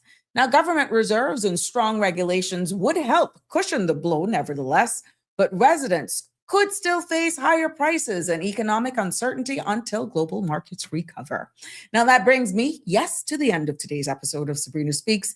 I'm wishing you a very pleasant evening. Looking forward to you for Free Flow Fridays tomorrow, where we're easy like Sunday morning. I'll be in a course all morning. So, yeah. I'll probably be on a lighter note tomorrow. I'll share something with you shortly. Yeah, I'll share some news, another little accomplishment of mine. I'm going to keep you up to date with what's going on. So please do have a good evening, good night. Thank you for sticking and staying. Love you lots. And thank you to our frontline men and women in uniform, service officers. We appreciate you. Thank you for your service. Good night. Stay safe. God bless. See you tomorrow. That's a wrap for today's edition of Sabrina Speaks. Thank you for tuning in and for being part of the conversation. Remember, the dialogue doesn't stop here. Stay engaged, stay informed, and most importantly, stay empowered. We'll be back tomorrow at 5 p.m., same time, same place, right here on CMR TV and radio, where your voice matters and your truth is heard. Until then, Cayman, take care of yourself and each other. That's it for today's edition of Sabrina Speaks, where your voice matters, your story counts, and your truth is always welcome. Join us weekdays from 5 until 6:30 p.m. right here on CMR TV as we dive into the topics that matter most to you. Catch the show live or on demand at cmrtv.com. And don't forget to follow us on Facebook, YouTube, and Instagram so you never miss a moment. Until next time, stay informed, stay engaged, and always speak your truth.